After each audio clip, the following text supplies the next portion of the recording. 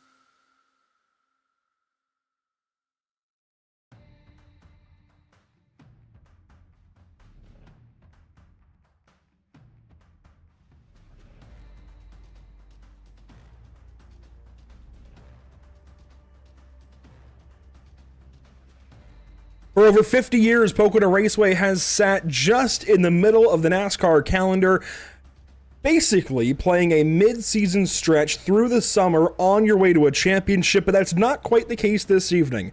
While Pocono does still check in relatively towards the middle of the UFL Elite Series calendar for the regular season, it's still in the first third of racing here for the full 12-race spread. Race number 4 this evening, completing our first third actually, as we get into the Pit Box Press. Say that one 5 times fast. The Pit Box Press 200 at Pocono Raceway. Thanks for joining us here on Pit Stop TV. It certainly is a pleasure as always. My name is Andrew Cardinale IV, and I've got Kyle Terzak alongside this evening. And we are set to go racing amongst the Pocono Mountains. It is such a good time to be here. Such a great racetrack to be at. Kyle, thanks for joining me this evening, first off. And foremost, this is just a cool place to be. Love any kind of racing at Pocono Raceway. Of course, a fan favorite in NASCAR, a fan favorite in IndyCar, a fan favorite across the board. This is a really, really cool racetrack to run at for a whole lot of reasons. Oh, yeah, definitely. Pocono is one of the oldest NASCAR speedways on the calendar. It's nicknamed the Tricky Triangle for a reason. This thing was built back in 1971. Had a repave in 2011. Once again, this is one of the oddest tracks I've ever seen, having 3 turns. Turn 1 is modeled after Trenton. Turn 2 is modeled off Indianapolis, and Turn 3 is modeled off Milwaukee. So. Definitely an odd choice for turns, but Pocono is here. And I'm doing my annual markup here on the track map. It's not the prettiest, but I will say, and I will die on this hill, that Pocono has 5 corners. 1, 2, 3, 4, 5. Turns 1 and 2 would be in this Trenton area, which is melted off of turns 1 and 2 at Trenton, as you mentioned, Kyle. Turn 2 of Pocono Raceway, I would call it turn 3. The tunnel turn is modeled off of turn number 2 at Indianapolis Motor Speedway. And down here at turn 3, modeled off of turns 3 and 4 at Milwaukee. That would be my turns 4 and 5. And I know I'm not alone on this, because I know Justin Malillo agrees. I would say this is a 5-turn.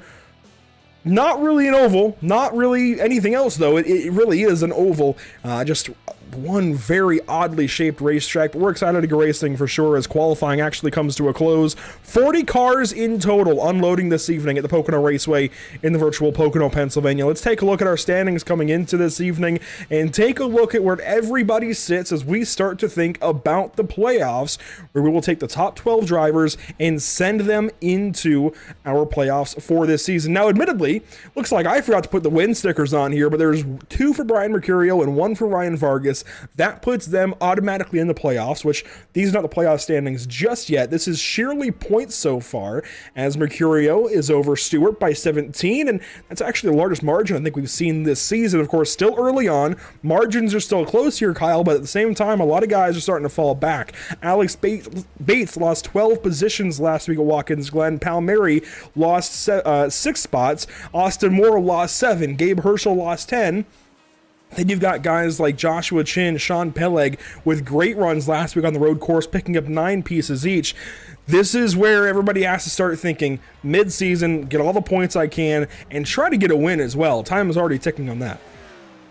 Oh, yeah, definitely. I think just consistency is probably the best here for a points championship, Even though it's very early, 9 races, that's not a lot of time. We got to get going here. You got to be consistent.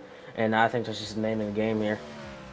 And we are still running the same playoff format as we did last season with the NASCAR current Cup cars, the Gen 7 cars. So we're racing to race 8 basically for the cutoff, then racing a 3-round playoff into the final round.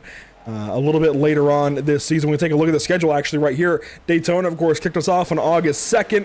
Now we get our first real good look at any kind of intermediate racing, which we'll be doing again on September 6th at Chicagoland Speedway, and then again finally at Michigan International Speedway on September 27th.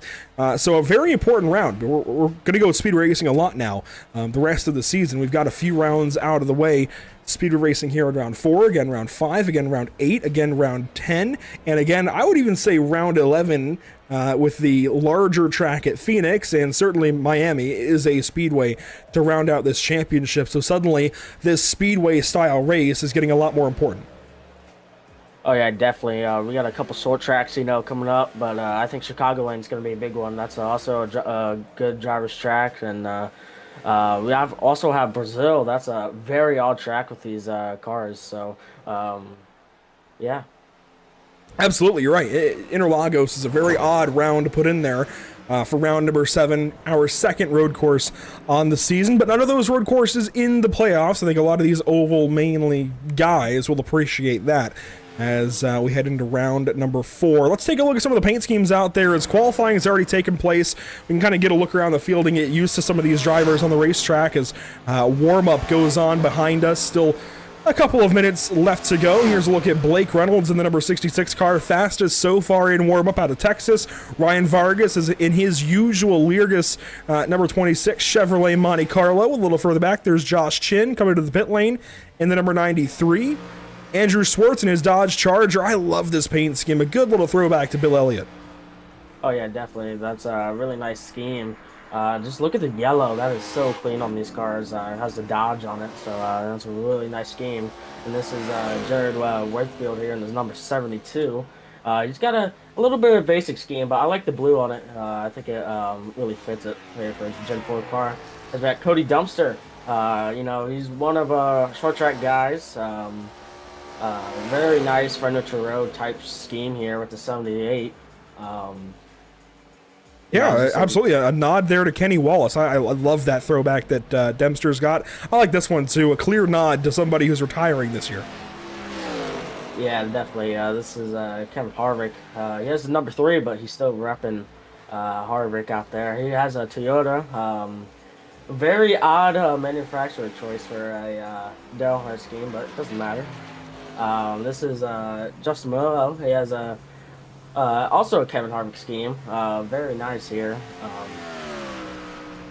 He's from New York. He's currently P9. I don't know where he qualified, but we get that starting lineup when we hit the grid. That we will, and the FTF number 53 car looking nice and sturdier on the racetrack so far this evening. Is it a Scott Riggs throwback for Andrew Swartz? I didn't even think about it being Scott Riggs as opposed to Bill Elliott. I think they both ran that paint scheme. I think Riggs ran it in the 10 and Elliott ran it in the 91. I'd be curious to know exactly who Andrew is throwing it back to there, but I think that's a throwback to either one of them as you take a look here at the CC's Business. Number 70, Chevrolet Monte Carlo, taking to the racetrack. Aaron Smith behind the wheel of that machine. Morgan Barrett also taking laps in that warm-up session. But we've got 40 cars ready to go racing in this evening's Pit Box Press 200 at Pocono Raceway. Once again, a big shout-out to all of our partners with this series, but a biggest shout-out this evening to Pit Box Press jumping on board and partnering with the UFL Elite Series. 40 cars ready to go racing. Before we get down to the grid, let's take a look at this evening's Whiplash SimCam's race details. It's an 80-lap race with a 30-lap stage number 1, at which point we'll, of course, throw a caution, get the field stopped up, and down to the pit lane for 4 change sets of tires. That means 4 sets in the pit lane, 5 total. That's a lot for 80 laps. We also do have those 3 green, white, and checkers in the bank if we need them, but no fast fix for these drivers. Got to keep them honest out here at Pocono Raceway. Let's take a look now down your Whiplash SimCam starting grid for the Pit Box Press 200. Nate Stewart in the number 4, fastest in qualifying over Joshua Chin. 2 of these guys, man, they are really lighting up this series as of late and becoming a big time fixture here in the UFL Elite Series. Stewart on pole, Chin second, starting third, though. It's going to be car 17. Sean Peleg there rolling off from the 3rd spot inside of row number 2. Timmy Pacioli going to join us from the 4th position. Starting 5th, it's Aaron Smith in the CC's Business Chevrolet. Ryan Vargas in the Leargas Security. Number 26 will roll off from 6th place. 7th and 8th, it'll be Dylan Roberts and Corey Heim. And finally, to round out your top 10 this evening, Kyle, it's Nick Olson and Sean Butler in 9th and 10th. Yeah, it is. Starting 11th is Justin Mulo in number 53. On his outside, it's going to be Andy Trumpono. Starting in that 13th spot is going to be Aiden Guy. You know what? You know what? I tell you what, I'll spare you. There are some pretty confusing names out here. Aiden Savitsky there in the 13th spot. Jonathan Taylor in the 14th spot. We can't just throw Kyle completely to the wind here this evening. I'll help him out a little bit. Morgan Baird starting from 15th. Gabe Herschel from 16th spot. To round out your top 20, it's Matt Kemp, Jared Wakefield. Further back, Josh Parrish and Blake Reynolds. The rest of the field go by there in the bottom of the screen as we get ready to go racing. 40 cars in total. That's a large number. Fuel strategy may be part of the conversation later this evening. If you were a driver unloading out here, Kyle, and you often are, what would your strategy be for this race? I think just the biggest thing is the tires. We get 4 sets of tires, but I think you just got to save them and save fuel as much as possible. I think if you're in the draft, I think you have to lift them a little bit more earlier here. Yeah, just to save that fuel. Ready to go racing. You see the rest of the field going by on the bottom of your screen. And that will do it. All 40 cars ready to go racing this evening at Long Pond, Pennsylvania. Out of turn number 3 or 5, we are green to the Pit Box Press 200.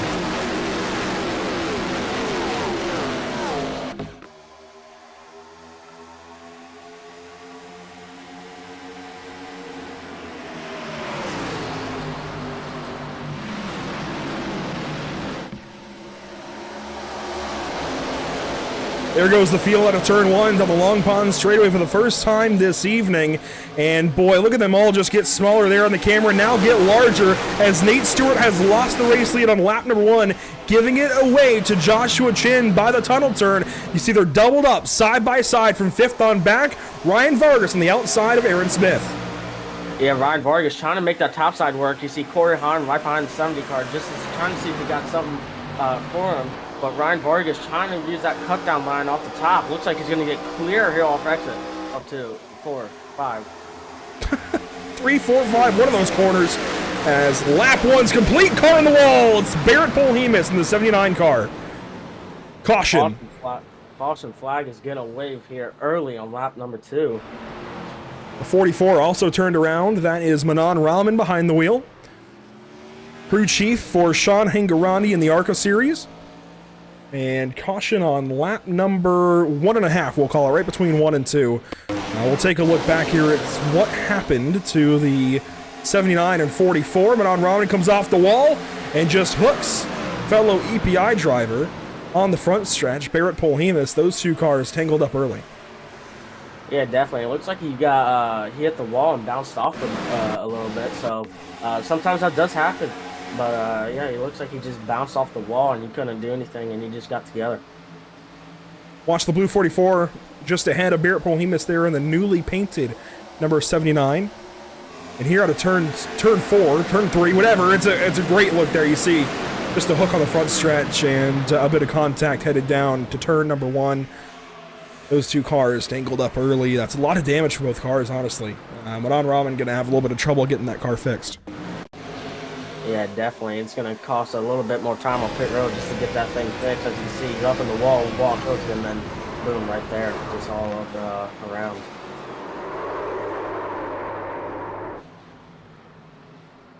And that is how the first caution comes out this evening in our Pit Box Press 200. Going to take a little while getting used to. A bit of a tongue twister there for us this evening. One car in the pit lane, though, and that is Manan Rahman in the number 44. Exactly who I would expect to be in the pit lane under this first caution. At least since, of course, he was turned around. Barrett Polhemus opting not to pit just yet, but I think he's got to come in. Oh, yeah, definitely. I think that rear end damage is really going to hurt him on the straights by the draft. Same with that front end in the corner. He might get tight there because of that damage. Yeah, a lot of left front damage, a lot of rear end damage, right front damage. Every corner of that car, actually, the right rear, every corner of that car dinged up in that crash. Manan Rahman in the pit lane. Bit of a different story. There's really not much damage at all to that machine, which is really a good deal for him, of course. He might not have to spend too much time in the pit lane overall, at least compared to Polhemus. In fact, now Rahman pulling out And heading back out onto the racetrack, he should stay on the lead lap. And all things considered, that car looks okay. Yeah, it does. Might be a little bit more slow drag with that right front damage, but Here we as go. you can see, a lot of cars down pit road, maybe for fuel or maybe for damage. Well, one driver we have to take a look at is this evening's pit box press number 23. That is Walker Skeeter behind the wheel. Brand new to the series, as most of these guys are just coming in to top off on fuel, but Skeeter, it looks like, really filling up and taking a moment to kind of sit back and stay in the rear of the field this evening. Come right for pit box press, that's what it says there on the right side of that car. I might have to do that myself. I'm interested in getting into motorsports journalism, but hey, we'll find out. As the number 23 rolls back out onto the racetrack, looks like Walker will rejoin in the 37th spot. How important is it to come in early when you get a caution like this, fill up on fuel, make sure you're good to go?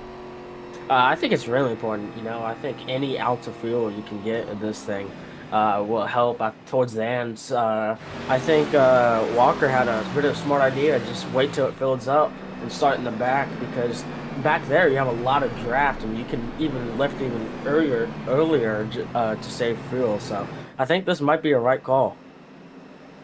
I think so as well. I like it for Walker Skeeter, and I like it for everybody really in the field that did go ahead and come in and pit. Only a few drivers doing so. One of those is Evan Allen, a driver we haven't seen much of yet this season, but in the 50 car. Teammates with guys like Barrett Polhemus and Shane DeMantova that you can see just there in the background, all kind of running that lickety-loos paint scheme, which I'm not sure of the origination of, but there was some talk about that in the Discord this past week. Anthony Rotolo also back here, and this is a really important driver for us to take note of this evening because this is not his usual number. Anthony usually pilots the number 5, teammates with Jonathan Palmieri. However, this evening, he has traded in his usual paint scheme for, well, actually, he has the usual paint scheme, but his usual car for the number 41 that Brian Mercurio would usually drive and has driven to the last 2 wins here in the UFL Elite Series.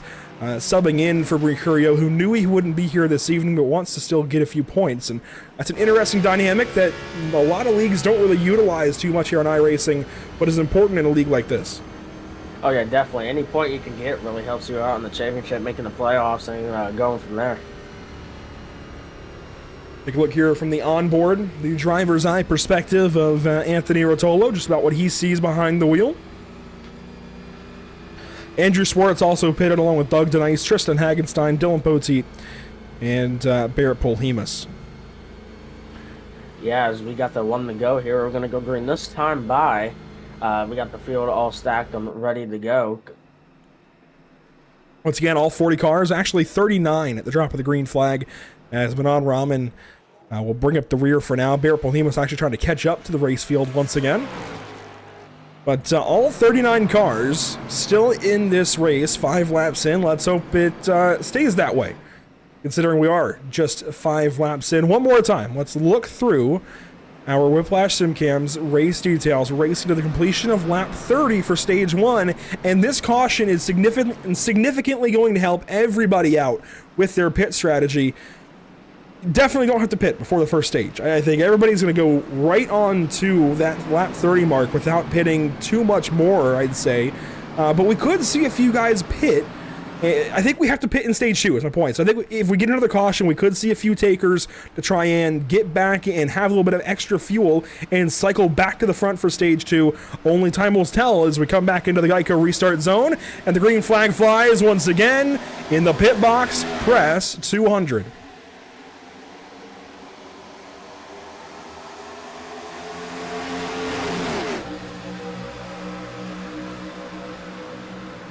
Down to turn 1, Ryan Vargas on the inside of Timmy Pacioli. That's your first side-by-side as they work out of the first corner. Aaron Smith on the top side, a much better restart this time around. Oh yeah, Ryan Vargas is still battling with that 70 car, but look who's right behind him. Corey Hunt just trying to get any spot as he can right here. He's going to go down to the inside of the 96. Now trying to look on the number 70 of Aaron Smith. Sean Butler also in this fight, gets into the wall down the backstretch of the turn number 2, and that opens the door for Nick Olson on the inside, who missed last week at Watkins Glen being knocked out in qualifying. The number 24 Grit Chevrolet needing a big night this evening, and he's making it happen for himself already. Not a great road course driver, it seems like, but certainly can fire back on these ovals. Running in the 8th position. Sean Butler up top, though, not wanting to give that spot up as they head down to turn 1. Yeah, definitely. As you can see, Nick trying to use any inches he can, but Sean has the run on the top side, and here comes the number 8 of Dylan Roberts on the top side also. Roberts getting a good run now down the Long Pond straightaway. Roberts, a newcomer out of Canada. Don't know a whole lot about him, but he is going full throttle down into turn number 2. Sean Butler now to the inside of the CC's Business Chevrolet. Aaron Smith checking up a little bit. Don't see that car sponsored very often.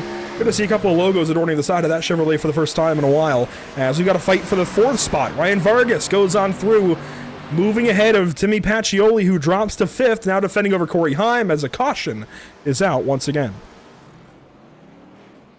And that is not what you wanted to see for Barrett Polhemus.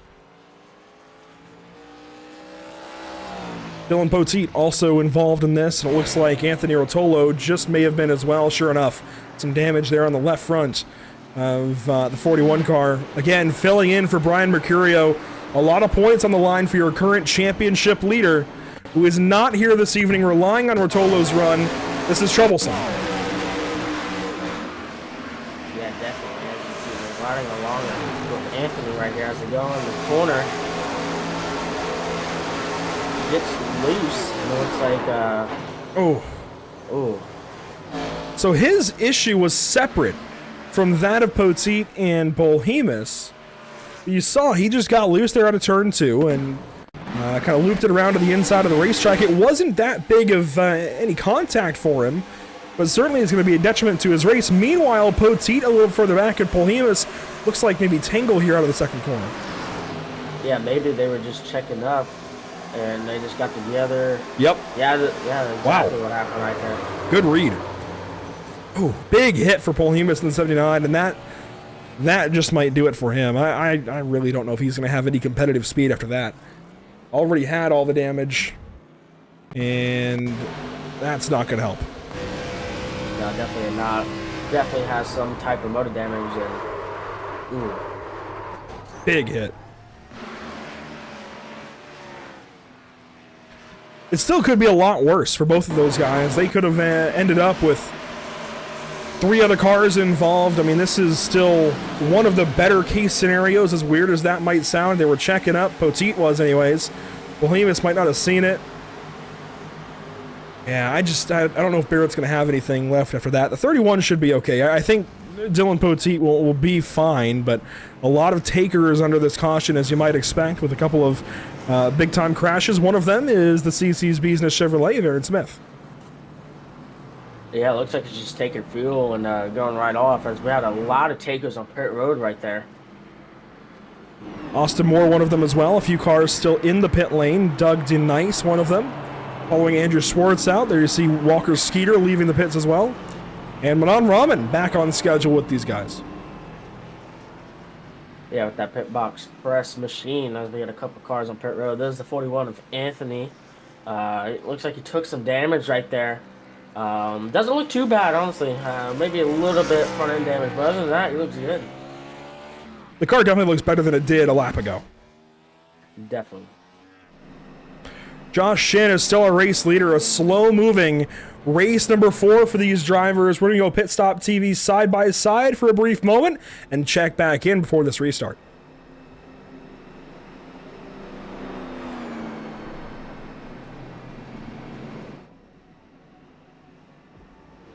If you're ready to hit the track in the iRacing Ford FR500S Mustang, then sign up for the Barber Ford Mustang Club today. With great prizes from our awesome sponsors, this league is fast, fun, and best of all, free to race in. Take on 6 races of wheel-to-wheel action, all broadcasted live on Pit Stop TV. As a member, you will receive a $500 voucher to Barber Ford, plus entry into a raffle for a brand new Fanatec H-pattern shifter. Every point you earn on the track is 1 entry into the raffle, meaning you can race your way into a brand new Fanatec shifter drawn on December 15th. Battle your competitors at Charlotte Motor Speedway, Watkins Glen, Road Atlanta, Barber Motorsports Park, Brands Hatch, and for the finale, Lime Rock Park. Join the Barber Ford Mustang Club at League ID 3350 today.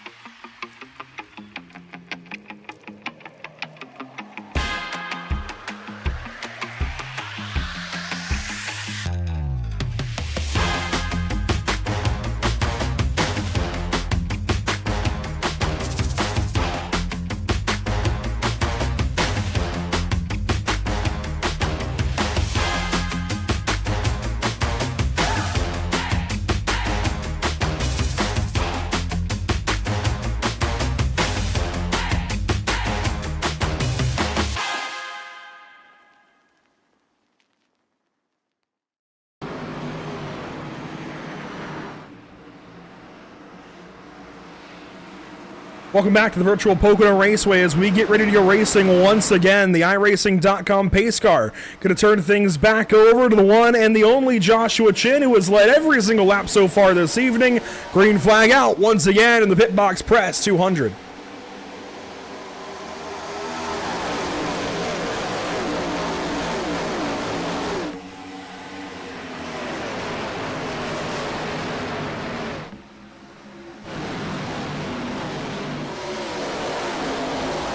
Out of turn two, everybody's stable for the most part. A few cars get a little bit loose there out of the corner, and that shiny blue 96 goes down to the inside. Sean Butler looking down to the inside of Timmy Pacioli. 3 wide into turn two, slide job from Butler. Yeah, drivers are getting really aggressive right here as the 96 moves up his position. Corey Heim also moves up a couple spots. Now he's going for third. I am taking a look there at the 4-car. Nate Stewart behind the wheel of that Toyota Camry. Meanwhile, Sean Pele gets out and away and chases down Josh Chin. 1 car way down to the inside. Leighton Sabile buzzing the pit wall down there. He'll pull back up into the middle of the field. Right, it looks like, in 13th spot. Yeah, that was really impressive. It's really bumpy down there. And he got it back up, and he is still in the 13th spot, still trucking.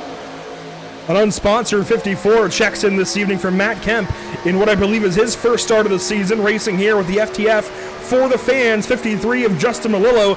They check down to turn number 2. Melillo pulls down in front of Matt Kemp and seals it off down on the inside for 10th position. Kemp now going to fall back to Aiden Savitsky, who's blinking and goes by on the top side. Yeah, well, drivers are being really aggressive right now. You got a battle back behind them. Looks like the in front of him, 96 is trying to pass Ryan Vargas in that 26 car. He's not going to make it work coming to the front. That's Sean Butler in the chrome blue number 96, while Nate Stewart sets the fastest lap of the race so far. Kemp and Sabile still racing. Kemp now sliding back, opening the door to the inside. Here comes Chase Cabry, newly named a full-time driver in this series. Further back, these guys at the back of the field getting sorted out. Here's Walker Skeeter in the number 23, Evan Allen, Manon Rahman, Anthony Rotolo, all this bunch sitting back here. One that sticks out to me is Aaron Smith. Was in the top 5 in the early goings, of course, has a pretty familiar logo there on the hood, CC's Business, a partner here at Pit Stop TV. But Kyle, he opted to pit under that caution, drop all the way to the back, and we've seen him do this at just about any kind of racetrack in the past. It was a very bad result for him last week, despite a good run that he had going at Watkins Glen, the one road course that I feel like we know he should win at. Now he's on a back foot, trying to kind of pedal back into this race and into these points, trying to get off sequence early, has new tires, coming back to the field a little bit. Yeah, it's still very early, but I think he's doing what I was talking about before the race started, just hanging back behind the field, save fuel, and maybe have a chance here, come to the stage or maybe at the end of the race. And he actually may not have any tires. He may have gone for fuel only. I'm not entirely sure. The pit time, I think, is the second time around that we have currently for him. So it could be the first, it could be the second, I don't know. But here's a Ford in Josh Parrish looking around on Cody Dempster. Some short track guys roughing it up in the midfield. Yeah, Cody Dempster trying to look to the inside right there. He's not going to make it work. We have one car going down the pit road. That's going to be the 71. 2 cars. There's Aaron Smith again. Wow, some kind of strategy right here. So Chris Wetz and Aaron Smith pitting on lap 15. Topping off on fuel again. They must feel like they might not be able to go to the end of stage 1. And that might be the case. Yeah, that might be the case. Strategy might play out right here. They might get tires right here. You never know. But up towards the front, it's all single file for the most part. No tires for Aaron Smith. Tires, though, go on the 71 car of Chris Wetz as our race leaders fire out of turn number 3 this time by in just a couple of short moments. Out front, Josh Chin talking the town so far today while Sean Peleg tries to pull up. These 2 guys, brand new to the series, doing some battle out front of the greats of this series. Yeah, they are just putting the pedal to the metal. They might... I don't know if they're using up their stuff or not, but they are way down. As you can see, we got a lot of cars down pit road right now. Tons and tons. This is absolutely the strategy. Come in partway through the stage. This is surprising. I guess we're not good to go. 30 laps on fuel. But you know what? They've got the tires to do it. No concern there. 4 change sets in the pit lane this evening as you see our pole sitter in the pits. And rolling back out in just a moment, there goes Nate Stewart right through the iRacing.com pace car. Yeah, Corey Heim going to be right there. As they're going to be side by side at the pit lane. Corey Heim's going to take that off the pit road. Unbelievable. That was close between those 2. Glad they got it sorted out to get back on the racetrack safely. Meanwhile, here come our race leaders and a bunch more. Josh Chin, Sean Peleg, Sean Butler on the brakes and spinning in the 96 into the inside wall. Oh, that was not what he wanted right there. That's might just take him out of the draft right there. That might have just ended his race. That's ended his competitive run, I'd say, in the 96 car for the Huffman Racing Radio Dodge Charger. Unfortunate for Sean, but he still has a chance. Of course, this race is still young. A stage break coming up at the completion of 30. A whole lot's going to happen still. Yeah, looks like Joshua is actually taking tires maybe, as Nate will have a huge gap in front of him. Yeah, we'll see how this all cycles out. Everything topsy-turvy, turned up on its head. A few cars yet to pit. Dylan Roberts, Tubby Pacioli, Matt Kemp. Roberts slowing down early out of turn 3 to come in. He's not alone. Here comes Cody Dempster and many, many others. Yeah, Matt Kemp has yet to pit. He is still out with a few others. But down pit road, we have green flag pit stops. Here comes Evan Allen. Fewer cars this time, and it seems like there might still be a few that try to stay out. And maybe what it's kind of looking like is you see Sean Butler just ahead of our race leader. Maybe, just maybe, there's a split decision, right? Where some of these guys want the stage points, some of them don't. Some of them racing for the race win. And the guys that don't and just pitted, the guys that still want stage points are still on the racetrack. Yeah, Matt Kemp is in second right now.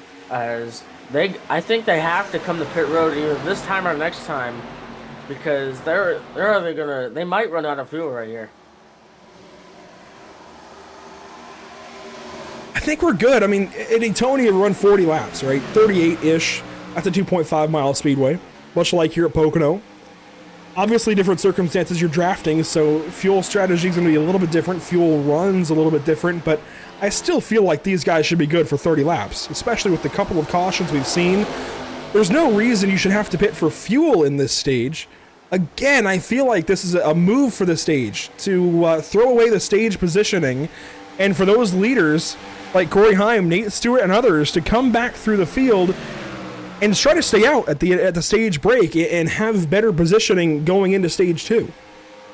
Yeah, maybe, but The thing is that they didn't take tires. I think that's what's going to hurt them right here. Is what they're going to have to pit for tires at the stage. Maybe 2 tires? Maybe. I didn't see jacks go up, but now that I think about it, for many of them, but I can't imagine they would have taken no tires at all. But I mean, you're right. A lot of these guys did take no tires, it looks like, based on their pit times. A really interesting race, that's for sure. I talked about pit strategy maybe not being that big of a deal in this car. That's out the window. We've got pit strategy for sure. Oh yeah, definitely. As Matt Kemp is starting to close the gap on your leader right here. Yeah, Pacioli out front. Kemp in the second spot. Savitsky third.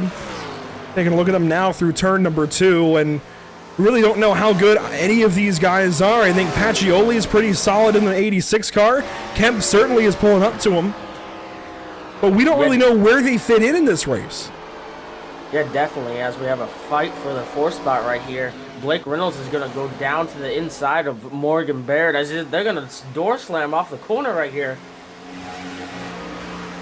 One more pitting is Andrew Swartz. He had already pitted on this run. In fact, at the most recent caution.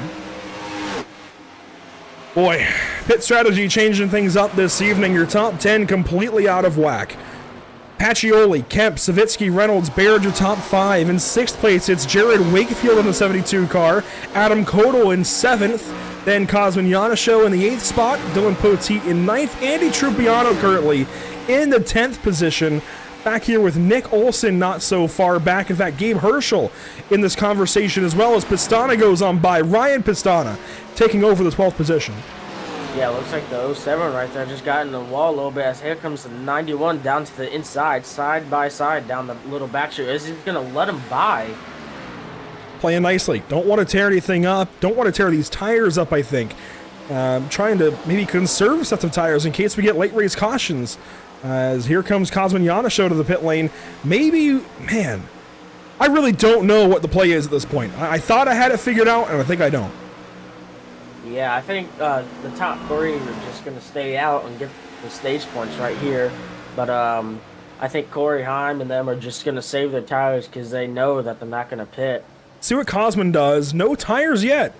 Fuel only, and that took 6.5 seconds. That's not much faster than guys like Nate Stewart, who took about 7.3, 7.1 seconds, along with Corey Heim, who goes right on by the 84 car.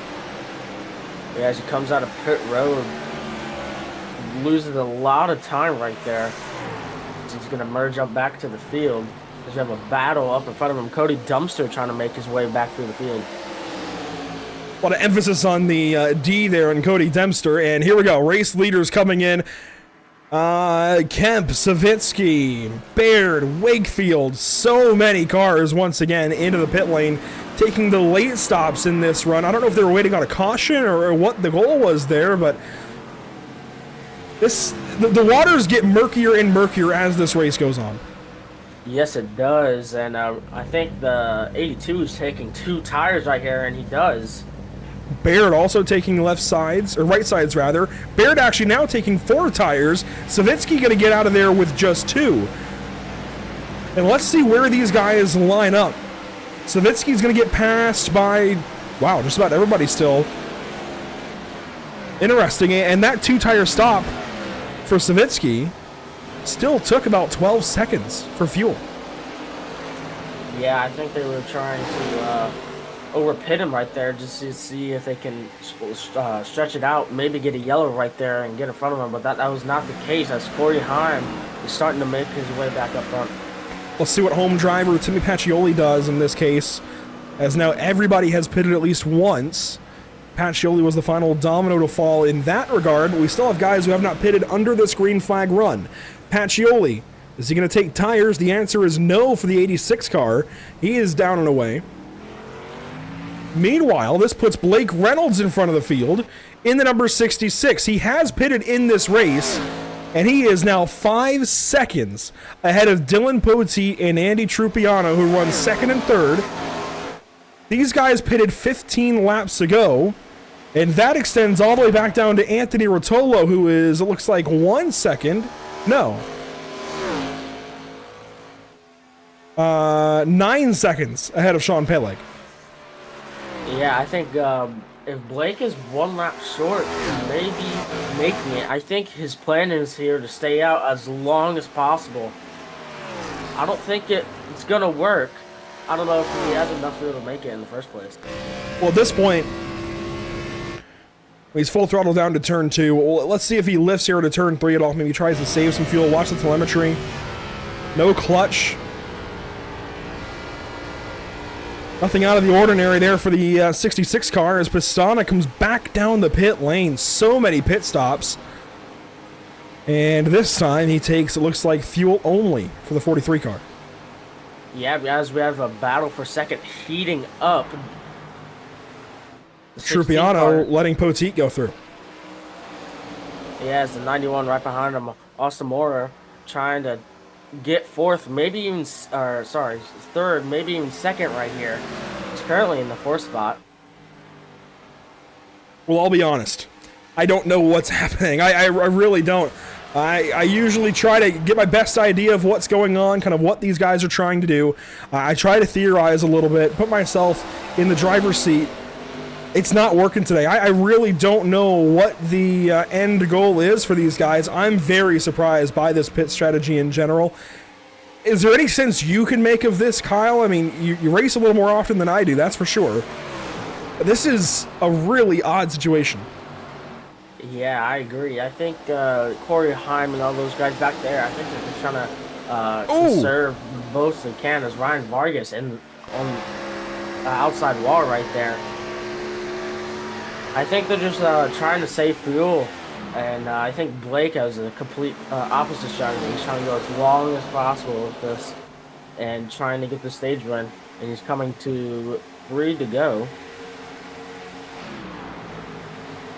Blake Reynolds still out front, 6 seconds ahead of Austin Moore, and I think that lead has been growing as these laps have gone by. Another car to the pit lane. Walker Skeeter again comes into the pits in car 23. Comes to a sliding halt. No jacks going up on the pit box press. Chevrolet, fuel down and away.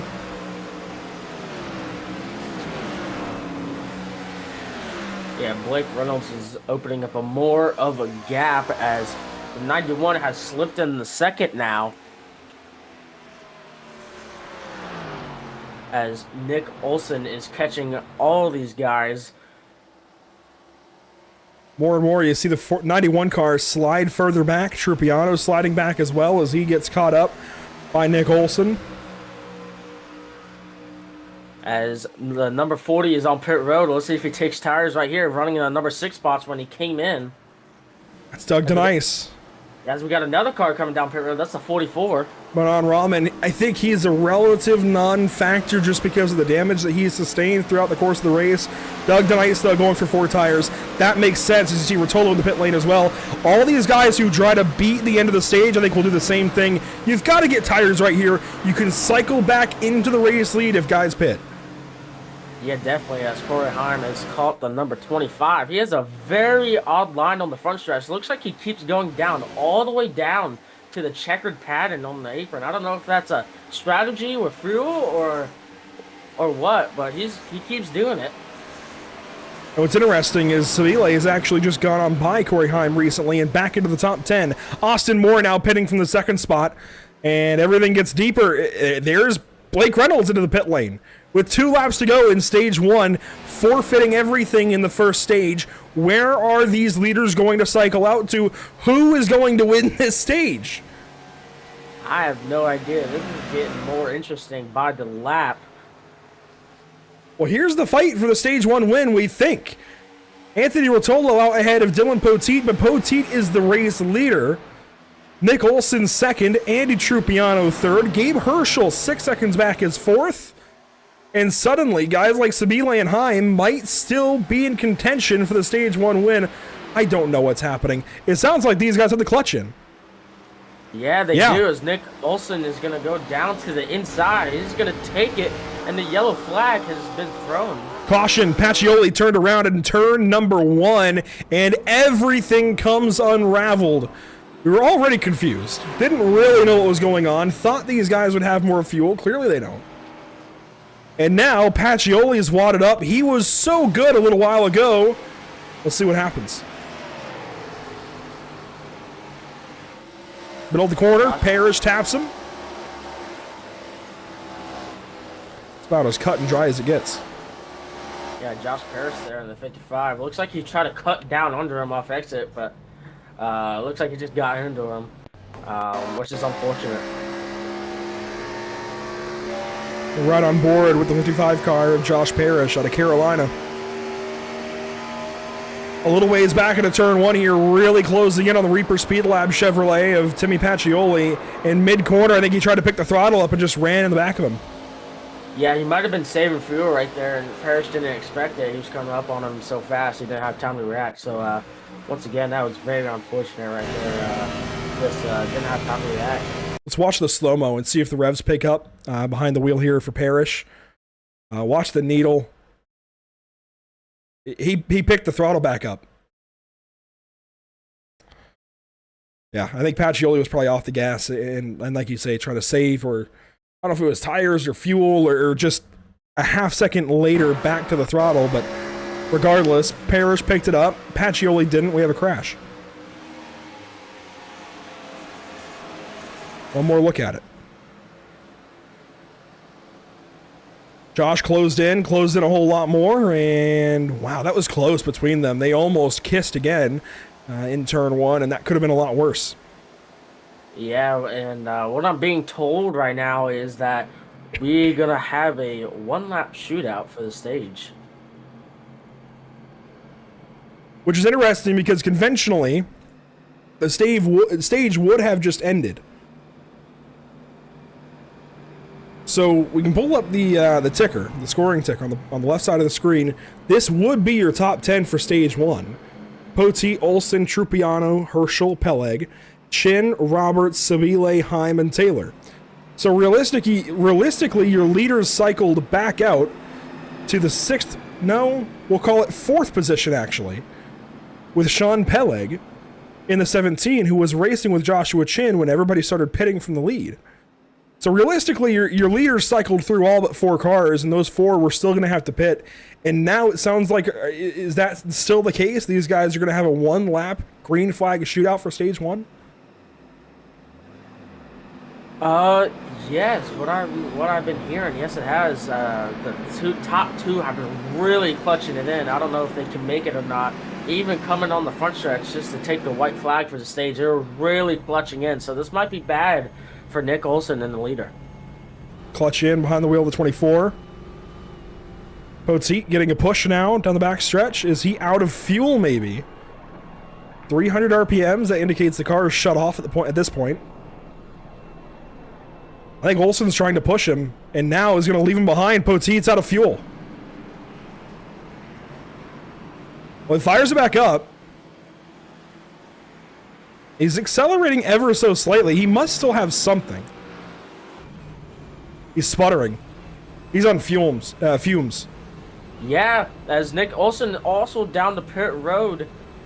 They closed pit road early, and they said if you had to take emergency, looks like everyone's coming down now. Everybody. Every single car in this race down to the pit lane.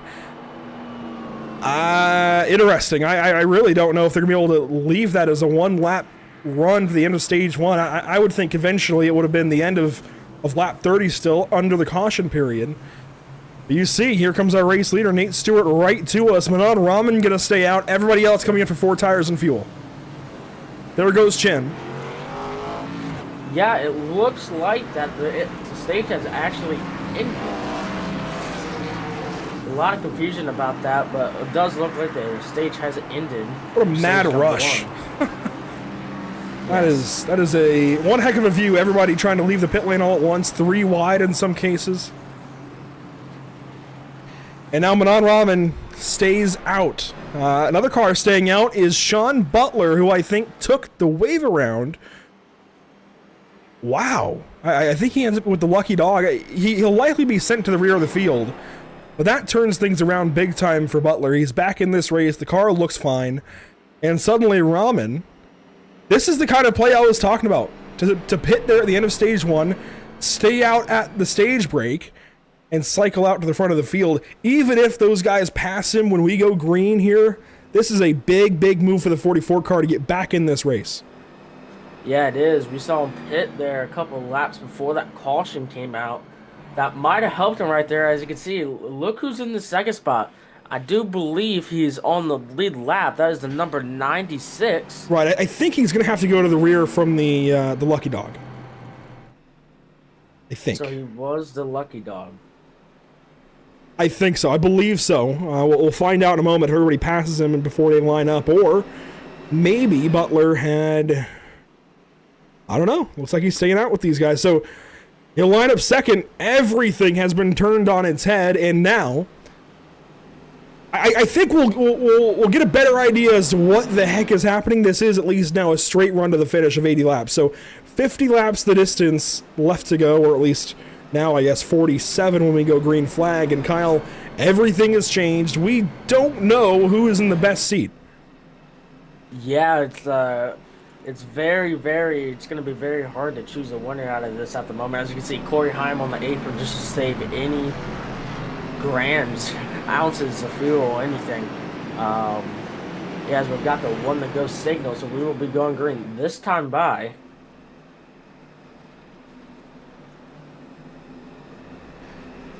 Down the long pond, straight away we go. Everybody's still in the race, aside from Cosmin Yanisho and Barrett Polhemus. Yanisho has left the race, unfortunately, leaving us with 37 left in the pit box press 200. As we just got word in that Sean Butler been given an EUL because he pitted when the pits was closed. So that makes a lot more sense. So he may not have ever lost the lead lap, but I noticed that he had pitted one lap prior to everybody else. So he came in, I'm assuming, for a lack of fuel, when others, of course, could not pit for a closed pit lane. And guys like... I'm trying to think back here. Who was it that ran out of fuel? The 31 car, Dylan Poteet. He is way back there now. As a result of it, he is back in the 33rd position. So it makes sense that the 96 would have to go to the rear. Meanwhile, down to the Geico restart zone one more time. Your front row was Manon Rahman on the inside, Nick Olson outside. Green flag back in the air.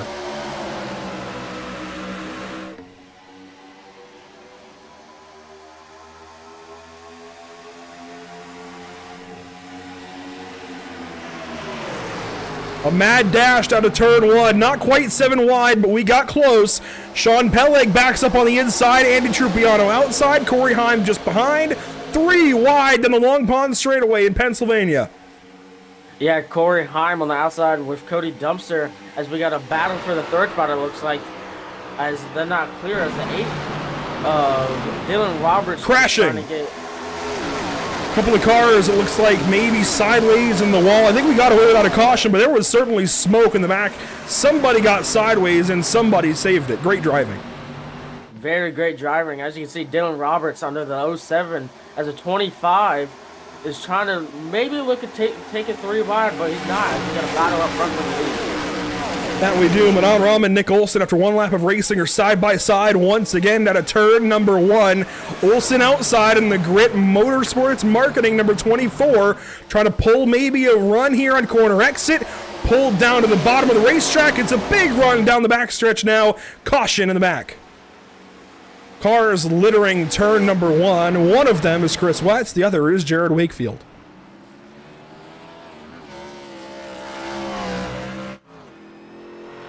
Wakefield center punched the nose of that number 72 Chevrolet.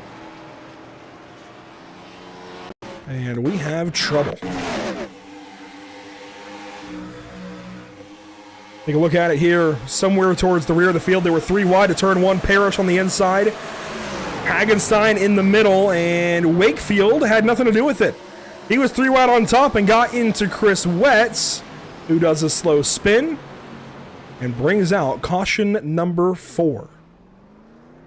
Yeah, it looks like they just got, one of them just got way too hot in, and that was the number 72. As once again, as you can see, there were 3 wide right here, as Wakefield on the top, so he kind of had to do something just to get out of that position. As you can see, he goes way in deep, and looks like the 71 had a check up from Aaron Smith down on the bottom right there. Yeah, so cars 70, 71, and 72 all involved. big time trouble for a guy like Chris Wetz. He's been so good this season, has really turned things up several notches, I'd say, from last season's performances. Has really looked good behind the wheel of that 71 Ford Fusion. Unfortunately here, a little bit of contact from behind. You see the 72 just kind of close in right there, tap him around, and pow, in the wall. And they slide to a skidding halt. And you know what? It could be worse. They could be completely wadded up. They could look like Kenny Schrader or Jimmy Johnson here years ago. Jeff Gordon even had a big crash here several years back. They could look like those cars. Not the case. Just a little bit of damage. They get back going. Could be a lot worse. Yeah, you're right. As we had a battle up front when that caution came out. So hope when we go back green right here, we might have that battle back going again. Dylan Roberts in third. You see any pitters? No real takers. There we go. Cody Dempster. No. Nobody pitting. Complete difference from stage one. Here we go. A few takers. Look like Austin Moore will be the first one to come in. Going to bring Doug Denice. Justin Malillo in that group. Also Evan Allen on pit road.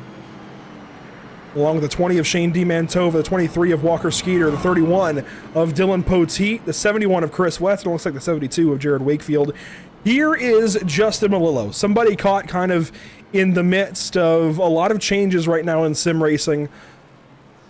I recently saw on Twitter, or X, whatever you want to call it, a new announcement regarding FTF.GG, and they're getting right into the thick of things with sim racing news coverage. And let me just say, this guy is, I think, a treasure to sim racing. And this new opportunity for him over at FTF, I know he's been, of course, a long time big piece of the puzzle over there. This is one really big opportunity for everybody over there. They've been a long-time broadcast company, long-time league. I think one of the favorite leagues on iRacing, oval racing in general. This is a really cool big opportunity for them. He's staying up to date with all of his coverage of the eNASCAR, iRacing, Coca-Cola series.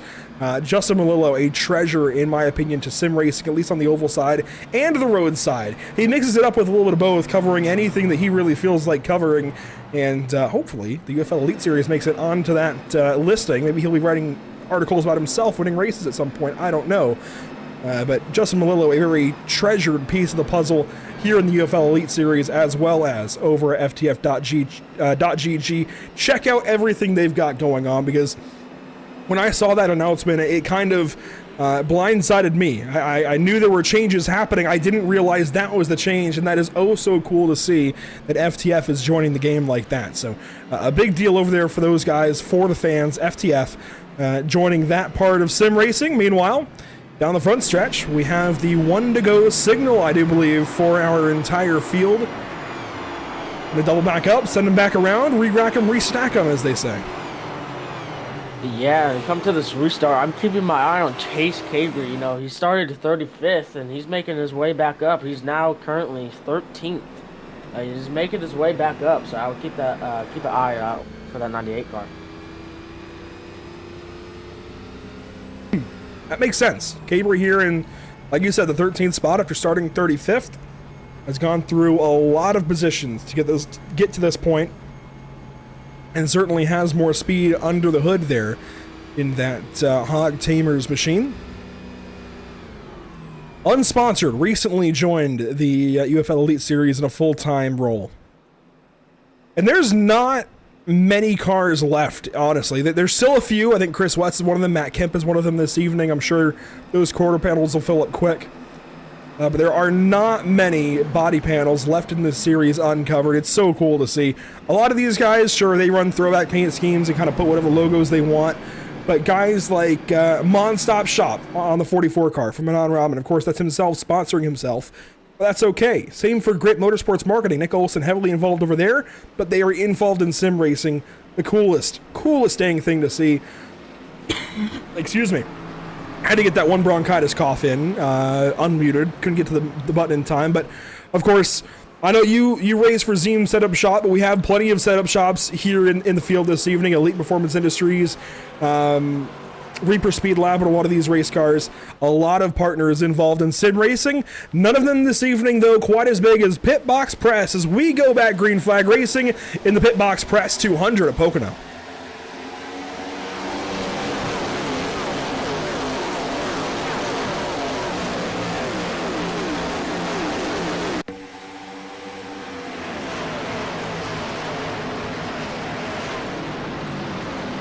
Love the sights and sounds of these NASCAR Gen 4 Cup cars at Pocono Raceway. Nothing beats these sounds at a place like this. These motors humming along, these V8s humming along.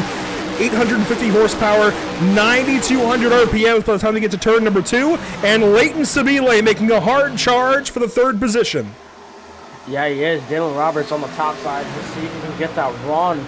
I don't think he could do it right here, as he's going to let him go here in turn number 5, as you call it. And a side-by-side fight for the race lead. Manon Rahman falling back. Nick Olson going to go to point here at Pocono with just over half the race remaining. 41 to go. Yeah, he had a really good launch off exit right there as we go down in turn number 1.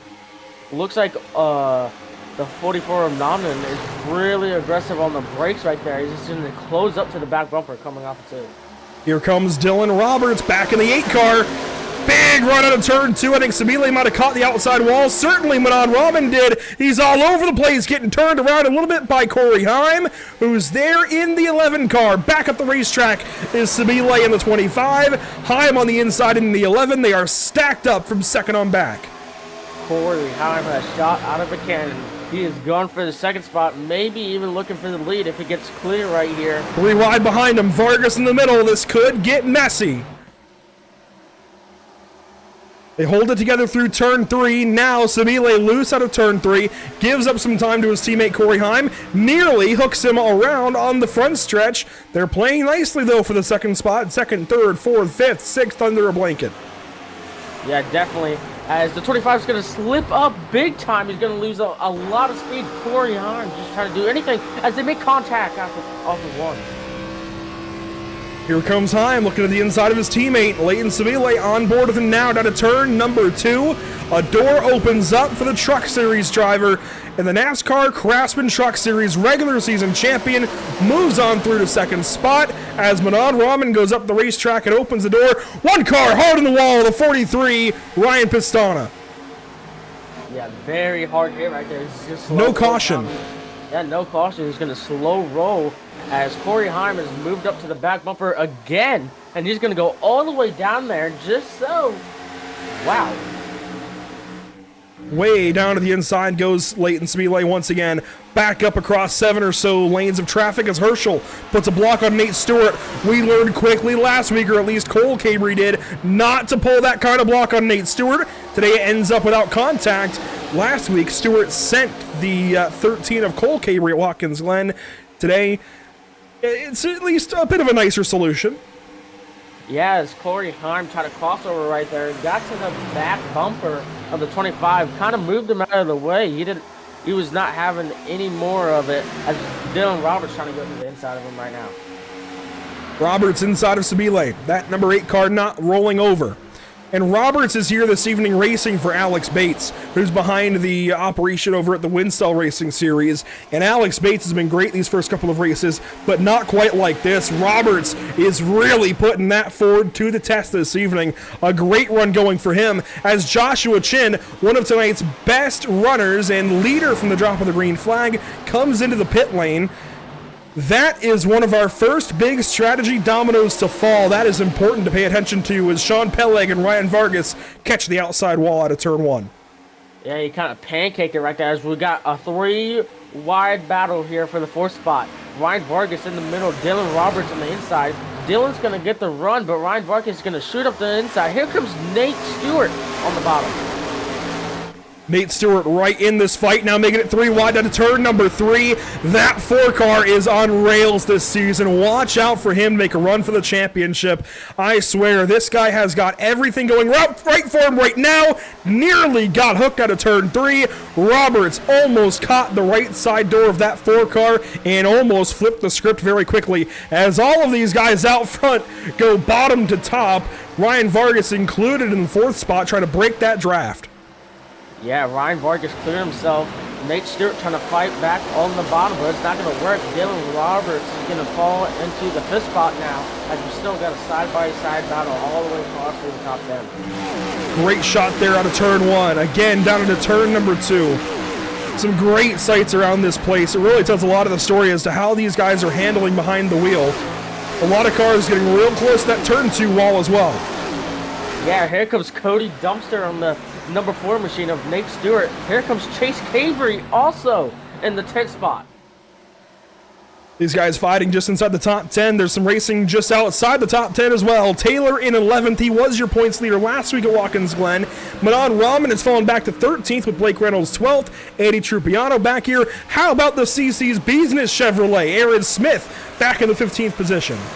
Yeah, Aaron Smith and Blake Reynolds is making their way towards the front again, as Aaron Smith is going to go down to the inside of the number 44 machine. Blake is trying to go to the inside of the number 7 machine in front of him.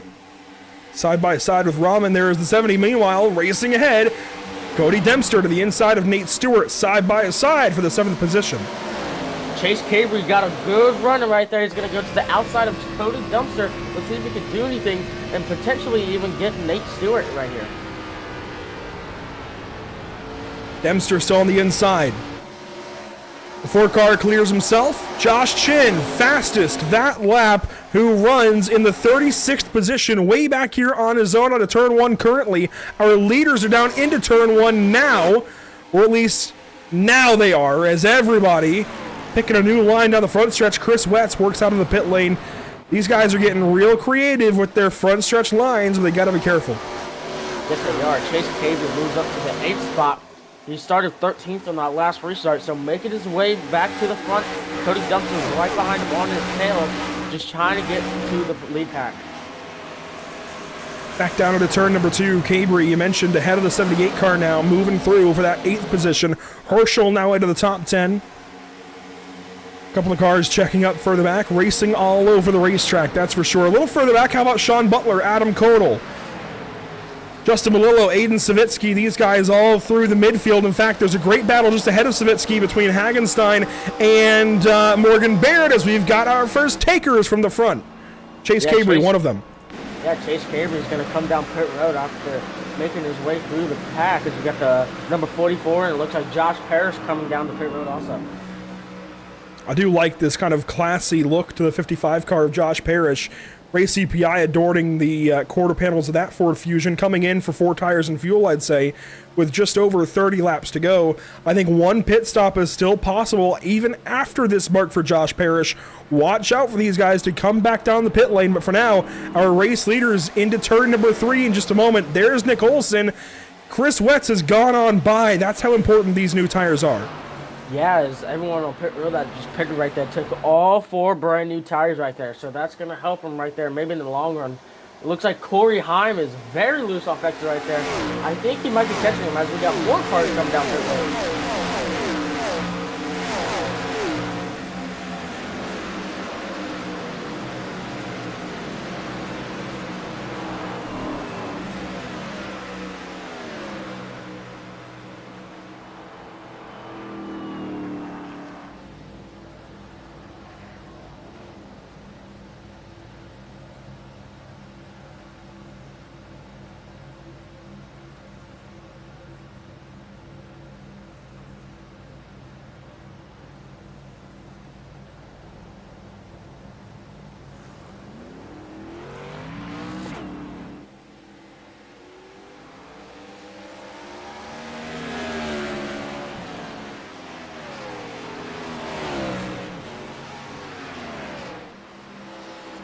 Yeah, as they're coming across the line, Zach Olson looks like to be faster than Corey Heim right there on that lap.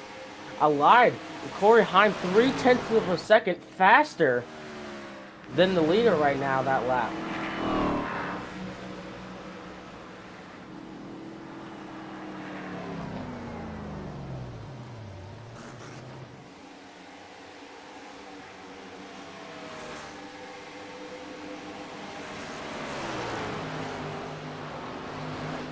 Yeah, he has a lot of momentum in the 11 machine right now. Catching that Nick Olson machine in the number 24.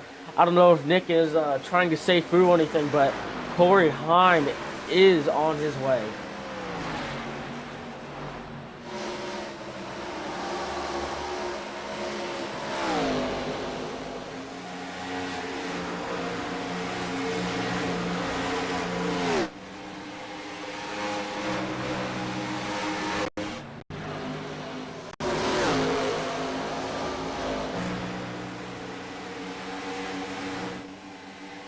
Yeah, yeah, it looks like he was just in the midst of a battle. It looks like he just got on the throttle too early. And, ooh.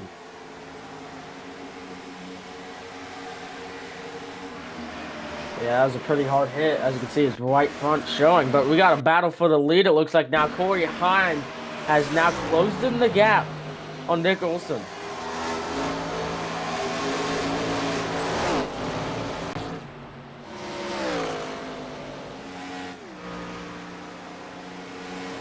Let's see what he does right here. Is he going to take 4-2 or full fuel? Who knows? But I think right here, you got to take 4 and fuel.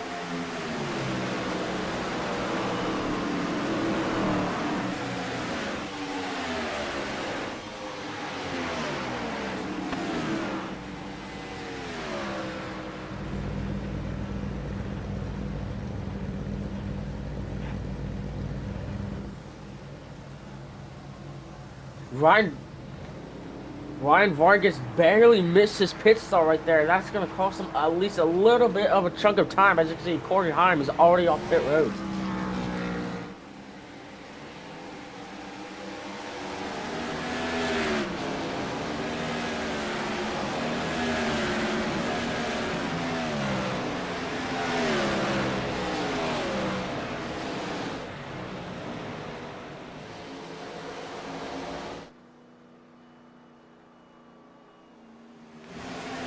Yeah, he definitely has the speed, but I think these little mistakes will cost him.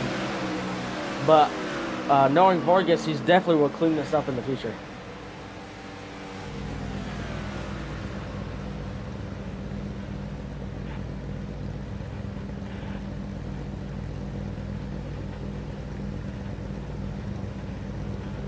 Yeah, I think so too, as Nick Olson is going to come off with 4 brand new fresh tires. Let's see where Corey Heim is, as he's gonna pass Nick Olson here. He has the undercut down in the 1.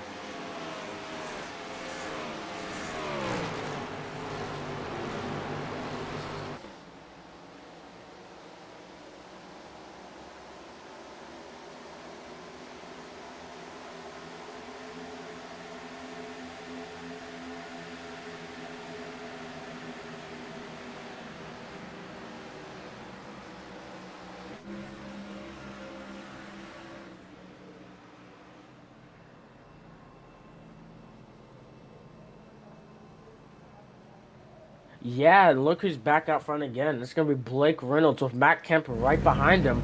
You know, Blake had that 7-second lead earlier. It looks like he's trying to do it again and maybe pull off something more as Matt Kemp gets really loose off extra right there.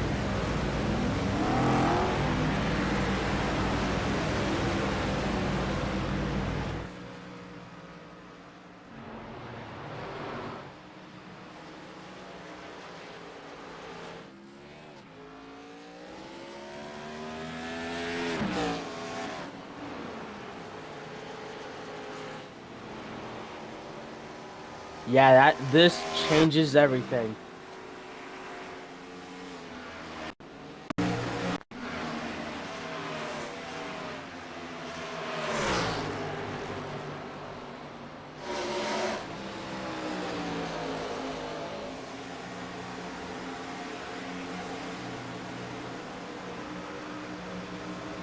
That's really unfortunate for him, the 25 car. You know, he has been one of the fastest car on tracks today, and he just got caught up in an incident. That one little thing will cost you the day.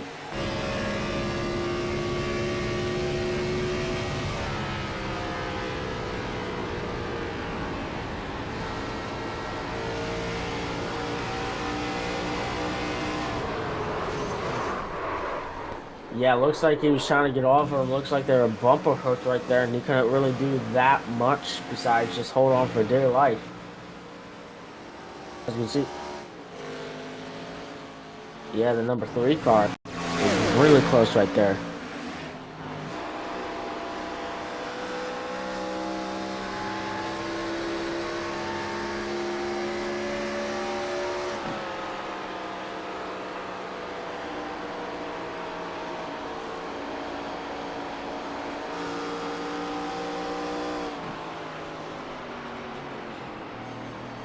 Yeah, you really do. As Pitts has opened, as Blake Reynolds is gonna come down.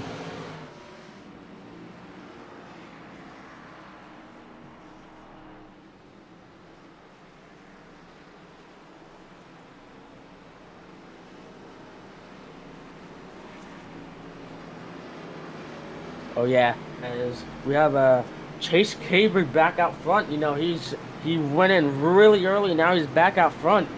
I don't know if this is gonna work, Andrew, because he pitted really early, and Corey Heim is back in the 6th spot. Excuse me.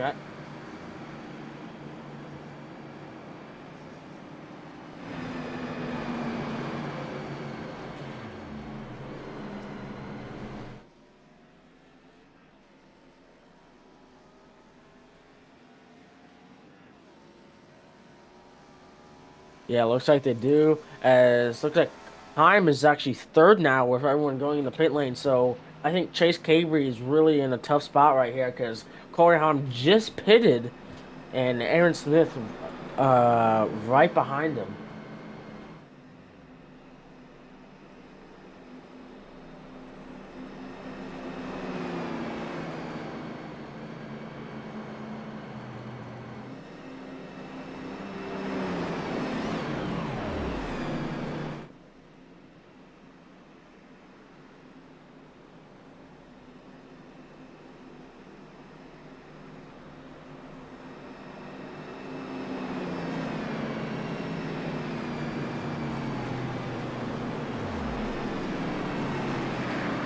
Yeah, and what I'm noticing is everyone is clutching in, turning off the vehicles, so I think fuel is still going to be an issue here.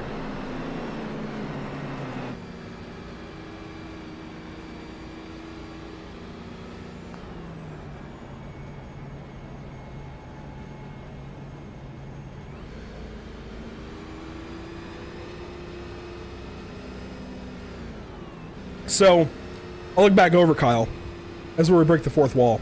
I've been talking a little bit with the mic muted. I've had bronchitis for a week and a half. I've kept broadcasting through it because, well, don't really have an option. But I do have to manually click over into OBS. I don't want to hit the mic mute button on my mic. I don't want to rattle that around for anybody listening. But sometimes I'll hit that button because I'm coughing. And I'll think I click it back on. Sometimes I don't.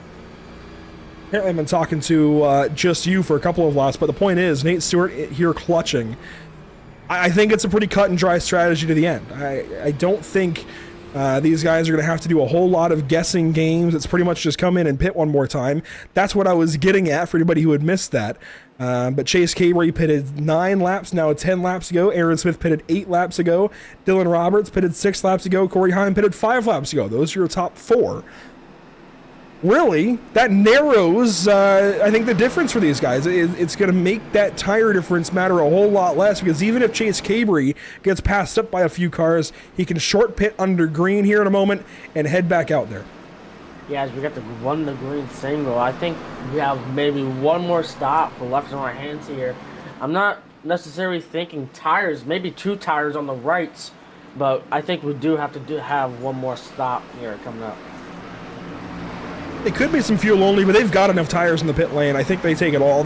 They'll need all the fuel. I think they'll take the tires. We'll have to wait and see. Certainly some options for these drivers as we come back around to take the green flag one more time. The iRacing.com pace car back to the safety of pit lane. Still have 37 cars in the field. Green flag flies once again, and the pit box press 200.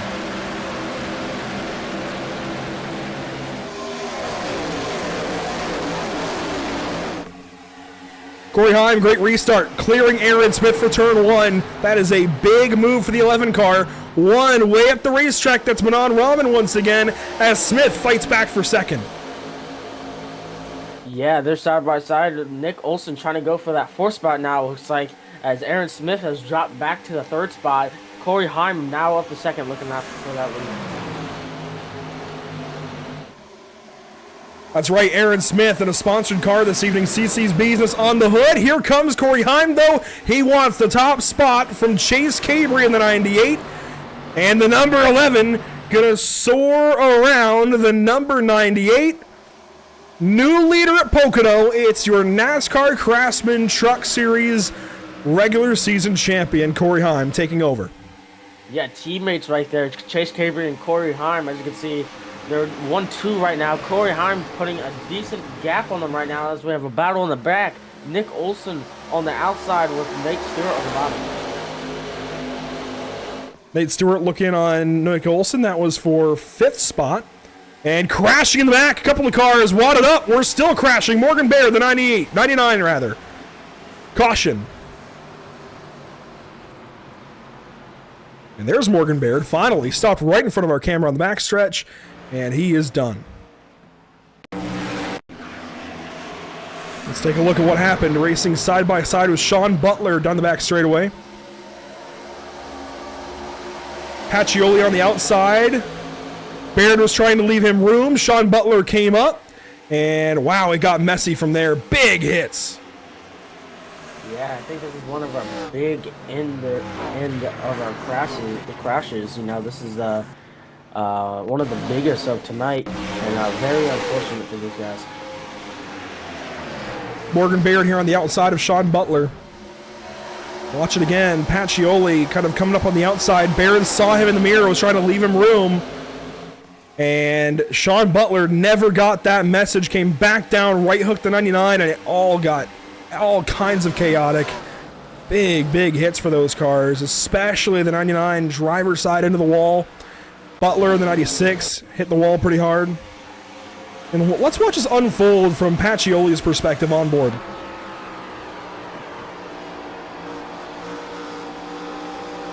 You'll see he's close. He didn't have to be left a lane, but Baird tried to leave him that lane and blindsided I should say.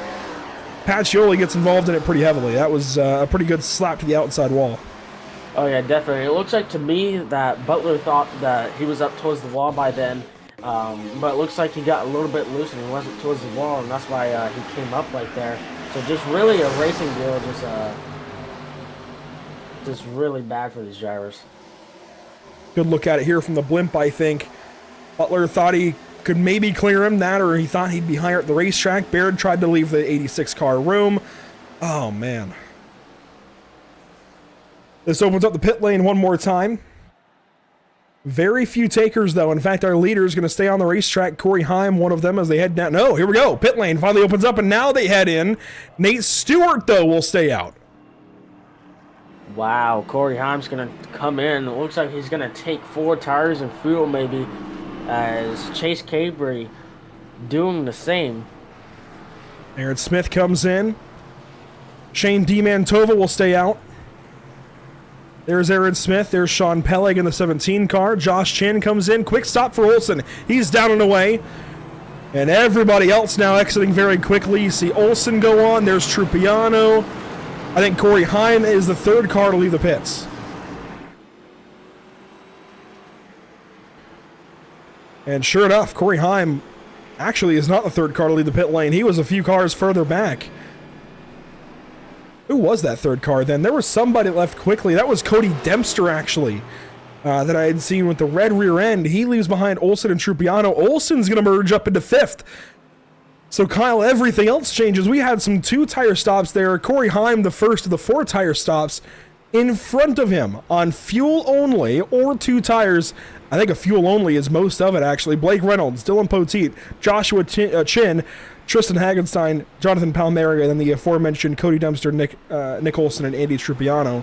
While your top 4 stay out, those being Nate Stewart, Shane DiMantova, Chris Wetz, and Jared Wakefield. 2 of those cars were involved in a caution not 15 laps ago.